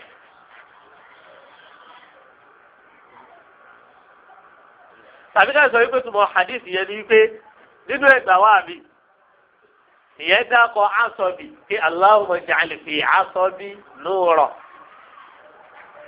bá fi mọ́lẹ̀ sínú iṣẹ́ mi wọlá àtẹ̀rẹ̀ ara mi fi mọ́lẹ̀ sí wọ́n dàbí ẹ̀jẹ̀ mi wọ́n ṣáàrì irun mi wọ́n bá ṣáàrì ara mi àti mùdùmùdù mi àti egungun mi tàbí àti ọ̀rá ara mi àti egungun mi tàbí ahọ́n mi fi mọ́lẹ̀ sí àti ẹ̀mí yìí. wọ́n ní tó ń gbọ́ tó wí nìyẹn. àgbẹ̀ta bàbá tó hadithi wọ́n lábàá ní wípé ọ̀sẹ̀ tán ọmọ kékeré ó lè sùn lọ́dọ̀ máhrọ́mù rẹ̀ in kana zawjuha indaha ọkọ rẹ̀ bá bẹ lọ́dọ̀ rẹ̀. ẹgbọ́n yìí dáadáa o. afáwọn Abdullahi ibn Abbas ibùdó xaala lọ́jọ́ fún Maimuna. àádẹ́rì kọ́ wà lórí hadith yìí pé alkhalatu bi manzilati al-umm. alkhala àbúrò ya abẹ́gbọ́n ya lóbìnrin ipò ya náà lọ́wọ́. bẹ́ẹ̀ wá ní afáwọn Abdullahi ibn Abbas ṣe rí ọwọ́ àtúntò lọ́dọ̀ Maimuna. ibi ó sẹ̀tọ́ dáadáa nítorí bí Abdullahi náà bá ti kọ́ ó lè jẹ́ máhrọ́ọ̀mù fún tani o fún Maimuna. ọwọ́ á lè sùn lọ́dọ̀ ẹni tó jẹ́ máhrọ́ọ̀mù fún yẹn. nígbà tọkọ rẹ̀ bá wà pẹ̀lú ẹ̀ omi ẹ̀fẹ́ bí ọba sọkọ rẹ̀ pẹ̀lú ẹ̀ kọ́ bá sùn jẹun. ó kílẹ̀ adìẹ. so abala yẹn ká sọ dáadáa o obìnrin tó bá ti lọ́kọ èèyàn bá jẹ́ máa rọ́ọ̀bù fún èèyàn gbọ́dọ̀ sùn lọ́dọ̀ rẹ̀ tí ọba sí ọkọ rẹ̀ yẹn fẹ́ o yóò sì tún jáde pé yóò ti bàlágà débi pé yóò máa wo ohun tó dún lórí rédíò ọ̀gbẹ́ wàhálà rẹ̀ tó nìyẹn. bákan náà a tún máa rí nu hadithi àgbẹ̀ láti gbọ́ yín mẹ́rin pé ìrọ̀ ọmọ kékeré lálàáfíà àti pé èèyàn lè fa etí ọmọ kékeré lè ta àdínsìhì kó fi lè gbọ́ ohun téèyàn wí súnà ni o wà ìkọ́ọ̀bì àti kí láti lè ta etí pé nǹkan tí wọ́n fẹ́ kó sí. bákan náà bá tún wọ hadithi a máa rí ọlá ní ìgbàgbọ́ kéèyàn kírun lóru sábà wọ hadithi a tún máa rí ọlá Abdullahi ibn Abbas níbẹ̀ nígbà ẹni tó lọ́la lẹ́nu yẹn àti bí àgbọ̀yé rẹ̀ lágbára ó sì ń kọ́rọ́ ẹ̀sìn púpọ̀ jù. a tún máa rí bọ́bá ṣẹ̀rí àmú káàkiri bẹ́ẹ̀ fílà ní jàmbá bàbá yá ló mọ̀ kẹfì ìmọ̀ wẹ̀lẹ̀ àmú tẹ́ ẹ̀ bá ti méjì lọ kó lè mọ́ mu wá dó kó lẹ́ni tó tò lẹ́yìn rẹ̀ máa dó kò ní tò lẹ́yìn yóò dún ọlọ́wọ́ ọ̀sùn rẹ̀ wọ́n ti kílẹ̀ adìẹ. ìwà ti pé yẹn lọ́ máa mú yẹn bí ìwọ́n bá lọ fi dáta jù dílẹ̀ ìṣòro táwọn àfa aláwọ̀ ń ṣe lù tó ń ṣe tàṣàbùrù ní kòfàr tí wọ́n fi kọ́ sí àwọn kèfèrí tí wọ́n máa ń ṣe ìṣòro àwọn náà wà láwọn ṣe tàájú tó ti parí oṣooṣù ìṣòro ọ̀rọ̀ bá rìn yẹn sí èrè pé yẹn ló sílẹ̀kùn rẹ̀ fún wa o ìwọ́n fi tẹ́lẹ̀ mi ti máa ń fèrè láàrin wa ní pé dẹ́fílà èèyàn gbọ́dọ̀ ṣe é níjàmbá ìwọ́n lọ dá wàhálà alẹ́ o ọ̀yà kò wí bẹ́ẹ̀ ṣùgbọ́n kẹsàn-án náà ní pé táwọn sálábà tẹ̀ ṣe é níjàmbá ìdójórí mọ́ lẹ́yìn ìjọ tó ṣe bẹ́ẹ̀ pẹ̀lú Abdullahi náà bá àti Abdullahi bin Mas'ud àtẹ̀yí tó kí fáwọn jàmáà ní Ramadan bí ẹ̀mejì bí ẹ̀mẹ́ta kọ́ọ̀rí mọ́ èwo ló tún bẹ̀rẹ̀ sí ṣe gbogbo gbà wọ́n fún wa. ọ̀ pápá rẹ̀ ọjà ṣùgbọ́n lẹ́kẹ́ lọ pé irú àwọn àyílà àtàlásàrà àti sáìlì yẹn lè kí jẹ bẹ́ẹ̀. agídí lọ dà sí o ìyẹn lè kí nẹ́fìlà náà ní kíni o ní jàmá àdókò kálá nẹ́tẹ̀ kí ní jàmá ṣùgbọ́n ìjọ tó rí máa bí àwọn kíkí tọ́lẹ̀ kíkí láti lè fi kọ́ ẹ̀ lẹ́kọ̀ọ́ ni. òun ló dùn mí báwọn bí mọ́sálásí ọmọ òkú àlùsùn náà làwọn tó ń darí mọ́sálásí wọn làwọn fẹ́ kọ́ ẹ̀ lẹ́kọ̀ọ́ Allahumma àyíní aládìkiri ká wọ́n ṣúkúrí ká wọ́n tún lè bá dá sí yàrá ní àmọ́ràn kí ló fa wàhálà kí ló dé. èdè wí létí ó ti yẹ́dẹ̀ tó wí lọ́dún ni olódò làwọn ẹgbẹ́ kó ní mọ́sálásí ni. ẹ̀sìn ni wọ́n bá wá da akọ́ta bá ti kéwòn tẹ́lẹ̀ sọ pé pẹ̀lú ògùn ọlọ́run ọ̀yẹ́ kó tó bí oṣù bíi mélòó tí wọ́n fi kẹ́ẹ̀tì ẹ̀. ọ̀rọ̀ bó ti clear náà. bákan náà wọ́n ní sẹ́rí mọ́lẹ̀ dáná sọ̀sọ́lá béèrè sáwọn oríkèéríkèé ara yẹn. òun ti wí pé ìmọ̀lẹ̀ ni túmọ̀ rẹ̀ o. ṣé àtùpà ìmọ̀lẹ̀ òní béèrè yẹn. ẹ̀yà ẹ̀jẹ̀ àtúkẹ̀yọ̀ kẹ́ẹ̀tì sáwájú ọ̀tọ̀lọ́jọ́ ti lọ́lá ẹ̀kú bá gbé ní tètè tó. حدثنا عبد العزيز بن عبد الله قال حدثني عبد العزيز بن محمد عن عبد المجيد بن زهير بن عبد الرحمن عن يحيى بن عباس عن ابي هريره عن سعيد بن جبير عن عبد الله بن عباس قال كان النبي صلى الله عليه وسلم اذا قام من الليل فصلى صلاته يثني على الله بما هو عهده ثم يكون في آخر كلامه اللهم اجعل لي نورا في قلبي واجعل لي نورا في سمعي واجعل لي نورا في بصري واجعل لي نورا عن يميني ونورا عن شمالي واجعل لي نورا من بين يدي ونورا من خلفي وزدني نورا وزدني نورا وزدني نورا. يا جماعة حديثي إلى يغني في الجنة لا في هذا.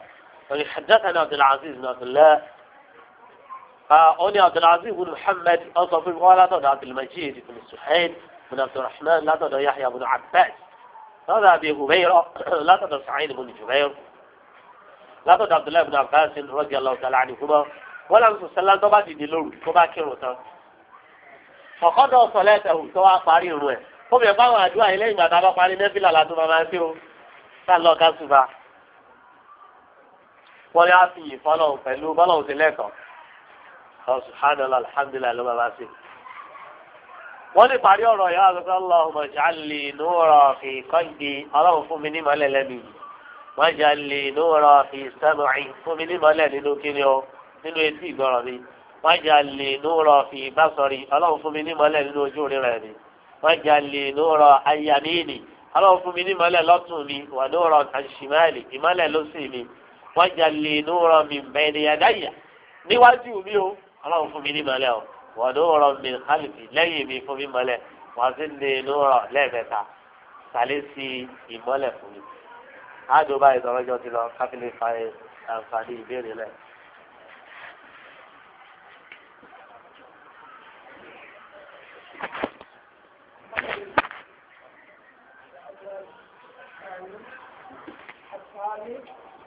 الرابع الخامس نعم الأول صوت الصلاة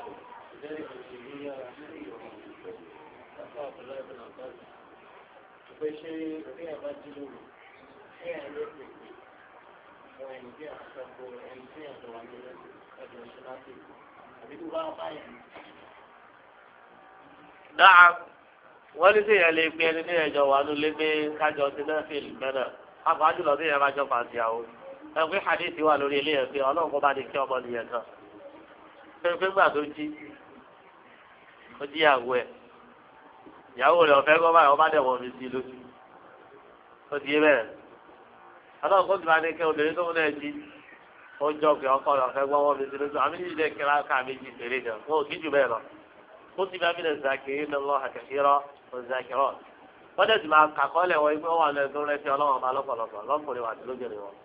tó tọ́rọ̀ náà ṣe rí ni ẹ̀mí yẹn máa jẹ́ ọ̀rẹ́ gan. ìbéèrè lọ́pọ̀ tó yà mí.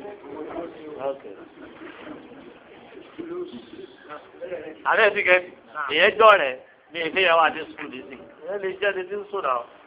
àwọn òṣèlárí pé nǹkan tí yóò gbọdọ̀ fi ṣeré ni ó súnmọ́ padà máa kẹ́ náà ọ̀kẹ́ dáká. ó wà náà ọ̀kẹ́ dá padà fà inshallah ẹgbẹ́ olùsọ̀lá dídí jáde lọ ká fàṣínà àtọ́sọ ẹ̀mọ́ lébi tí èyí sì wá bídẹ́ ńkú láti gbà yọ bídẹ́ lọ sí lẹ́fílà èrè bá tún àwọn ọlọ́ọ̀dì ọ̀hún fa. mo rò bó ti bẹ́ẹ̀ ìyẹn lè jíyàn láti fi kọ́ yẹn lẹ́kọ̀ọ́.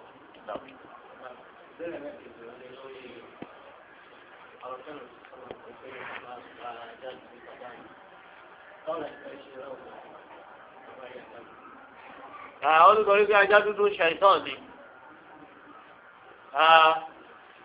èèyàn palẹ̀ mi ṣùgbọ́n lọ́ba ti di pé wọ́n á mú ẹ pé wọ́n sọ pé kiri tó ajá gbé yòó ní ìsìnkú àdìyẹ ọ̀rọ̀ pé wọ́n lọ́wọ́ àbí kò lùkà ọ́ èèyàn ká yẹ̀rọ bìí ẹ̀dì wọ́n ti wá tó hadith àbí sàìdì lọ́sọ̀ kiri lọ jẹ̀lọ sàlámì níbẹ̀ ni wọ́n bá rí wọn tó kẹ́kọ̀ọ́ tó dẹ̀ ní pé múnkàrù ní kò tọkọ fọwọ́ ẹ̀ ṣe ń jẹ múnkàrù lajá dúdú kéèyàn rí ẹ̀ orí ṣàìtọ́n àbẹ́ síkẹ́ẹ̀tì sí tó gbà ní ìyọ̀dẹ̀ lágbára láti fi kẹ̀kẹ́ lórí ẹ̀fẹ̀ lọ́wọ́ kéèyàn lè fa àwọn sọmọ ẹgbẹ́ ọba kájà ìjọba lágbára ọ ní ọba sì sọ báyìí wọ́n máa di wàhálà pé ìwọ ló ní wọ́n pa ní àwọn ọ̀rẹ́ nìyẹn mọ́ ẹ̀yà gbọ́kẹ́ nìyẹn máa fi kọ́ yẹn tó fi rí ìgbà tí wàá fi láǹfààní àti lè ṣe bó ṣe yẹ kó ṣe dandan. ẹ́ àgbà yẹ kéèyàn ṣe bẹ́ẹ̀ wọ́n máa jẹ rúra àlùkò sọlá àbùnà màkàtà.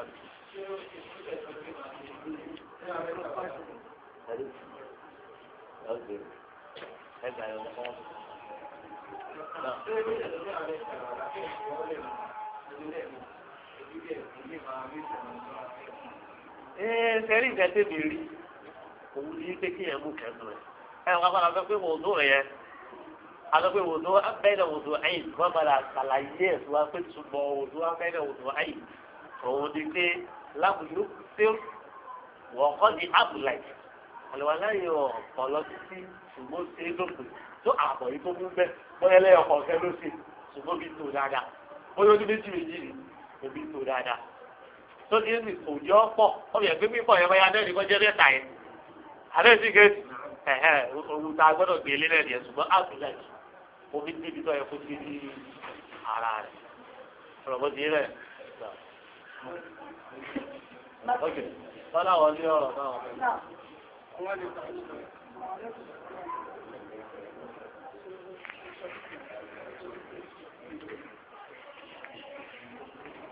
àwọn lè máa ọlọ́run kó ta ìlú ìlànà ọlọ́run kó bá lọ́rẹ̀ ní àwọn ọ̀pá ọlọ́run kó bá rẹ̀ tí a fẹ́ bára wa sọ ṣe ìjẹ́ tó bí ọlọ́run kó jẹ́ akọ yìí gbogbo obìnrin tí wọ́n á dẹ̀ tí wọ́n ń tàbí ọlọ́run ní ìjọba òun náà ṣe pé gẹ́gẹ́ bá ti wà lẹ́nu ti fún fún ojú wa ìdájú wa máa fẹ́ pẹ̀lú ìjọba gẹ́gẹ́ bá ti wà nígbà tí wọ́n ti wọ́n Nígbà tí ó fẹ́ ìṣàlọ́ bá àtàkọ̀ láàrín pé àárín ẹ̀yọ̀ kẹta méjì àárín ìṣòro ní ìpínlẹ̀. Tẹ́lá láti jẹ́ ọmọ akẹ́kọ̀ọ́ ìgbẹ́ láti gbogbo ìgbé ó yẹ kí a rí pé kí ọmọ akẹ́kọ̀ọ́ ara sílé láti wọ̀ yáwà ìlú ẹ̀ láàrín. Wọ́n àlejò pé láàrín wa. Síbẹ̀ ní pàṣẹ síjọ wa yí pé àdáàbò tọ́lú ẹ̀lú ẹ̀sí fún àwọn aláwọ̀wá láti wá kẹ́kọ̀ọ́. Àwọn tí ń bẹ láàrin wa tó dáyé ló jí wọ́n tó wà létí pé ẹ̀kọ́ ní ẹ̀. Túnmọ̀ ní pé ẹ̀kọ́ síkẹ́ lójú ọ̀pá ẹ̀yìn. Nípa pé ọ̀pọ̀ wa, a máa ń rí ìpínlẹ̀ tó bá ń sọ̀rọ̀ dání lọ́rọ̀. Ìyẹn túnmọ̀ sí pé àìlápà kan ní tó sọ̀rọ̀. Nígbùn tó wáyé tó pọ̀ ìrẹ́ bá jẹ́ very important. Àkọ́kọ́ ní bóyá wọn bá gbàdé nìkan láwọn àwọn àbáwá ọlọ́wọ́ lẹ́nu wọn wọ́n á sọ pé kíkọ́jú pé wọ́n lè jẹ ẹ̀wọ̀n nìkan lójú lókè ọ̀wọ́ nígbà tí wọ́n bá ń fún wa ní ìdánilẹ́kọ̀ọ́. Tí kìnìyàn bá ti wá ní orí àdúgbò àdúgbò rí àtẹ́sẹ̀ yóò kọjá ìbáṣe. Àkọ́kọ́ ní ẹgbẹ́ tí ní gbogbo fún àpá àti sọ̀rọ̀. So kájọ òṣèlú lọ bá àdúgbò ìjọba ti máa tí wọ́n máa rí ṣé kìí pé àwọn ilé ìgbìmọ̀ ìyàtọ̀ nígbà tí wọ́n bá ń kọ́ ọlọ́wọ́ náà kó jẹ́ jáde nǹkan. A máa ń jáde káàdé máa ń lọ sí ìdí àtúntà máa ń lọ sí ìgbà yìí. Ìdí ìgbà yìí a ti máa ń gbé àwọn ìṣẹ́ ẹ̀dùn àpá. Ìyẹn ló jẹ́ kí ìṣẹ̀lẹ̀ wá sí lẹ́nu ìwé ká fi tóra wa ní ìtura wà ní gbogbo láàrin wa ní ilé yìí. Àwọn àlejò máa ń wá láàrin wa ìjà àti àti ìdíje máa ń fún wọn wà ní gbogbo láàrin wa. Tí wọ́n wá sí ìlú náà káfá nínú tó ọ̀la wọn lẹ́yìn ìdá yìí. Tí wọ́n tọ́ka lu wa ìlú kásùpọ̀ yìí. Àtọkùnrin wa àti obìnrin wa. Ìfẹ́tẹ́lẹ̀ àwọn obìnrin àwọn òṣè máa sọ̀rọ̀. Ìbáwọn tẹ̀lé tó pọ̀ láǹṣẹ̀ àwọn òṣè máa wọlé sọ̀rọ̀. Ìlú wọn ní débi tí wọ́n bí. Wọ́n sọ tẹ́bá délé tẹ́bá bèrè pé ó ní láti ẹ̀kọ́ lẹ́yìn tó máa láti ẹ̀kọ́. Wọ́n gbọ́ ọ̀dá sọ̀rọ̀. Nínú ọjọ́ tí wọ́n lọ́rùn lókè lọ́rùn, àwọn èèyàn máa ń fún àwọn obìnrin wá láti tó orí tí ọjọ́ àṣẹ ẹjọ́ ìgbà tí wákàtí méjì lọ. Ó fún àwọn ìyàwó wá láti tó tọ́jú, wọ́n wá gbọ́ láti sùn lẹ́nu bàbá. Wọ́n bá gbọ́ láti sùn àwọn èèyàn tẹ́ pọ̀ tẹ́ pé táwọn bá dẹ́rẹ́ tó ń máa fi ti ẹwọ kútọ́ ní sí ẹ̀rọ. Ilé bá bọ̀ fún àgbẹ̀ wọn jẹ́ ìgbọ́n wọn àwọn òkè pé ti owó láti kútọ́ ní wá sí ẹ̀fẹ́ bí sẹ́ńtì kí ẹ̀ máa wá láti kútọ́ ní wá sí ẹgbẹ́ àgbọ̀ ọ̀rọ̀ lóhùn láti gbọ́dọ̀ tó wò kí ṣùgbọ́n àtún àwọn àti àkáwé ti wákàtí méjì a máa rí kẹ̀kẹ́ tí wọ́n kò ṣe ní ìlú wa. So ìtòrí ọlọ́run ká bá ti fẹ́ wọ bíbẹ̀ ká máa pa fóònù wọn. Àbíkàtẹ̀ ìsẹ́lẹ̀ǹtì ti fi pé aláṣẹ ẹgbẹ́ pọ̀ gẹ́ ìdísí náà lè sọ̀rọ̀ ìyọ̀lẹ́ àti pé kámọ̀ wùlẹ̀ tẹ̀ wọ́n lè. Ìyẹn ló máa da ìlú ọ̀jẹ̀ kí á mọ̀ síbi àwọn àníbi tá a ti ń gbọ́ láńṣì tí wọ́n fẹ́ tá a lè rí.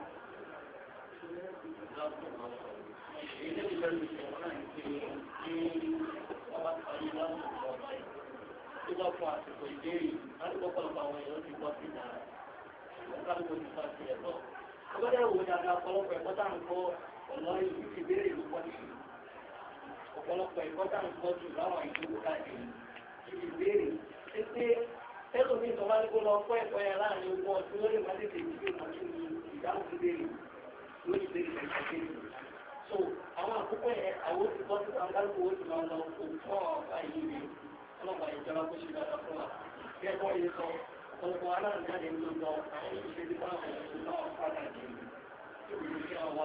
ilé ìpèsè ó máa ń báyà ló jẹ́ ẹgbẹ́ kẹ́rẹ́ bá jẹ́ àwùjọ nígbà ṣé àìka ẹ̀kọ́ fún lórí lẹ́yìn àbí àìka ẹni tó ń sọ̀rọ̀ tuntun lórí bá ṣe máa ń ṣe àwọn ìṣèlú lọ́tún náà gbàgbé wípé bá a bá ṣe kọ́ ara ẹ̀kọ́ sí bẹ́ẹ̀ náà lọ́wọ́ bá yìí jọlá ó sì fà á lọ sí ẹ̀ka yìí bàbá ṣe kára kárí bẹ́ẹ̀ náà lọ́wọ́ bá yìí jọlá ó sì fà á lọ sí ẹ̀ka yìí kọ́mọ̀ bá yìí jọlá ó ṣe dáadáa sọfọlọ́n kọba lè fi àwọn afáwa ní ẹ̀sọ́ yìí ìmọ̀ràn tí wọ́n mú wá níjókòó bí báyìí àti gbogbo ibi tí wọ́n bá ti ń sọ dáadáa nísẹ́yìn yìí ni o nílùú mi ni ní ká máa lo àwọn ìmọ̀ràn tí wọ́n fún wa báwọn ọba ìgbà lápòtò wá sí gbogbo náà wálé fásitì.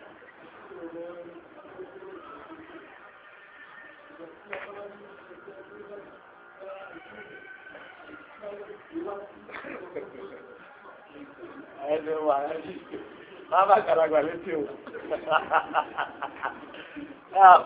ẹ̀tọ́ tẹ́lẹ̀ wà bẹ́ẹ̀ àbẹ́yẹ tẹ̀ jọ jẹ́ pé kẹ́ yóò dìjà lọ́yà torí pé yẹn jẹ́ ọmọ kékeré òṣìṣẹ́ ọlọ́run sọ́lá lọ́sẹ̀ síbẹ̀ so kíyẹn ọ̀rá fi ọwọ́ fà wọ́n báyìí wọ́n ti gẹ́sì kíyẹn fọwọ́ fà wọ́n àbí bí yẹn bá ti wá wù kíyẹn bọ́ sí ṣùgbọ́n yọ dàbí pé ìyẹn bọ́ wá nítorí mọ́ mú lè yàn kíyẹn fà wọ́n náà sáfẹ́ yìí ni kí wọ́n ti rí abẹ́ ti gẹ́sì ni wọ́n ti bọ́ sí ọwọ́ ọ̀tún yẹn kíyẹn má fà yìí sí wọn náà.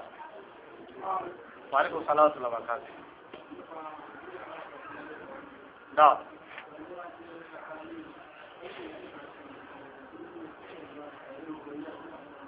Náà bẹ́ẹ̀ ni àbíbá tí ọba á dérò lókun ẹ lè máa jọ ojoojúmọ́ dáadáa kéèyàn ó jẹ ara lé rẹ̀ tẹ́lẹ̀jọ kí kódà kó bá jọ rákà méjì lọ tọ́lá obìnrin máa ń lẹ lọ́pọ̀lọpọ̀ tó ẹ wọ àwọn ìyá wa gan radiyallahu ta'ala anhunna àwọn kéèké ti fi gbogbo ẹ̀ ní wọ́n máa ń mójútó ọlọ́wọ́ bá ti bẹ́ẹ̀ lọ́pọ̀ ọgbà òjútó ọlọ́wọ́ wa máa kírun lọ níbi pé àwọn máa tẹ̀sẹ̀ síwájú wọn wọ́n á tẹ̀ máa kásẹ̀ kù òjútó ọlọ́wọ́ bá fẹ́ forí kẹlẹ̀ wọ́n bá tún ti gbórí lẹ̀ wọ́n á tún kásẹ̀ wọ́n bá padà wọ́n ti padà bá tún sọ̀rọ̀ kírun tó wọ́n dáwà máa lẹ̀ ó lè jẹ́ wàhálà àti iṣẹ́ ilé gbogbo kankan ìdí kí àwọn lè ṣe báwa ti máa ń ṣe taratara yẹn ṣùgbọ́n tí wọ́n fi má kọ́lẹ̀ yẹ́yẹ́ kí yẹn gbìyànjú kó dàbí òdìjọ́ lákàtí jùlọ wọ́n bá dé lójúmọ́ kì í ṣe àárọ̀ náà.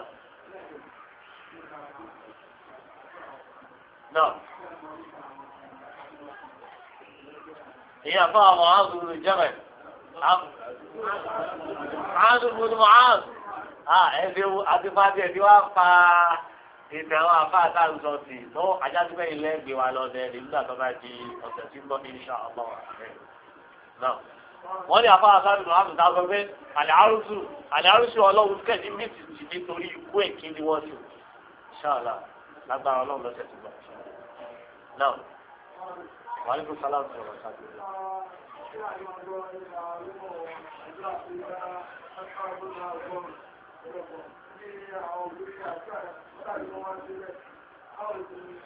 bẹ́ẹ̀ni asẹ́kúrúlá wà àtúbọ̀ ilé ni yóò ṣe 100 láàárọ̀ 100 ìdúrọ̀lẹ́ asẹ́kúrúlá wà àtúbọ̀ ilé nítorí pé hadithi wà lórí èyí pé ẹ máa wá tuntun bẹ́ẹ̀ ẹ máa wá foríjì ọ̀rọ̀ tó níbi náà máa ń wuyé nígbà tó tó ní àtúbọ̀ ìgbà ọgọ́rùn náà.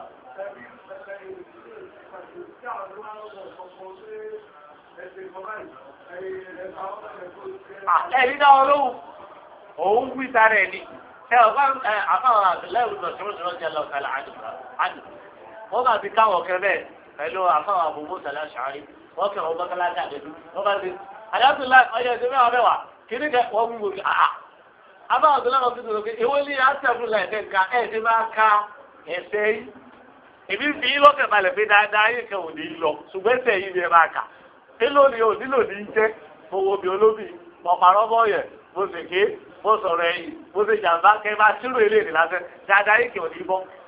ìbáwọ̀ àgbàdo àdébí là sí ìkú sẹ́yìn èwo lẹ́yìn dálẹ̀ èyí bá fẹ́ sọ pé bọ̀dẹ̀ jàǹdẹ́bì lọ ní ẹ̀ sọ́lọ́lọ́ àṣàlá ó fi ẹ̀gbẹ́ kò sí lò lálẹ́ sọ̀rọ̀ bó ti bẹ́ẹ̀ agbábọ́lá rẹ̀ mẹ́wàá ẹ̀yin náà lága fúnra yìí ká sọ̀kẹ́ láàrin káàkiri àwọn wí kẹ̀kẹ́ àwọn tó ń mọ ohun tó ṣe wọ́n èyí tí wọ́n ṣe ìwọ́n máa ṣe ìyá ń fẹ̀kún láwọn àtúntò ilé ìyẹn láàárọ̀ nírọ̀lẹ́ kíyàwó ọgọ́rùn-ún rẹ̀ náà. kílẹ̀ rí ẹ̀ẹ́dẹ̀ ó kú yẹrí ayaba tí àwọn ọmọ dání kò sí mẹ́ o. ọwọ́ ní tẹ̀sùbá káwọn yẹn máa ń láwọn ń fà yẹn ọwọ́ ní yẹn dẹ̀sùn máa ka ọ fún six márùn yẹn ọ̀rọ̀ bó di yé náà. náà. ọ̀yà.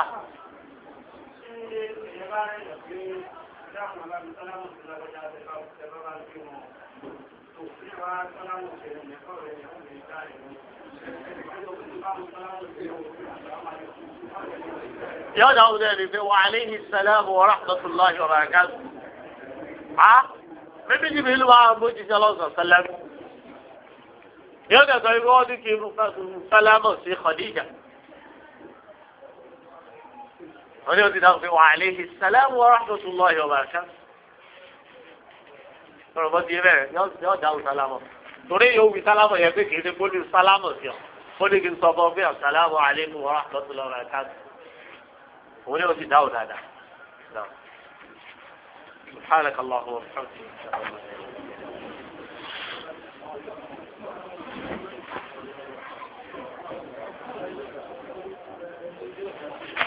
ẹ lọ wọ ẹbí tó bá ní ọ̀kadà tí wọ́n fi wà ní kò tó lọ́wọ́.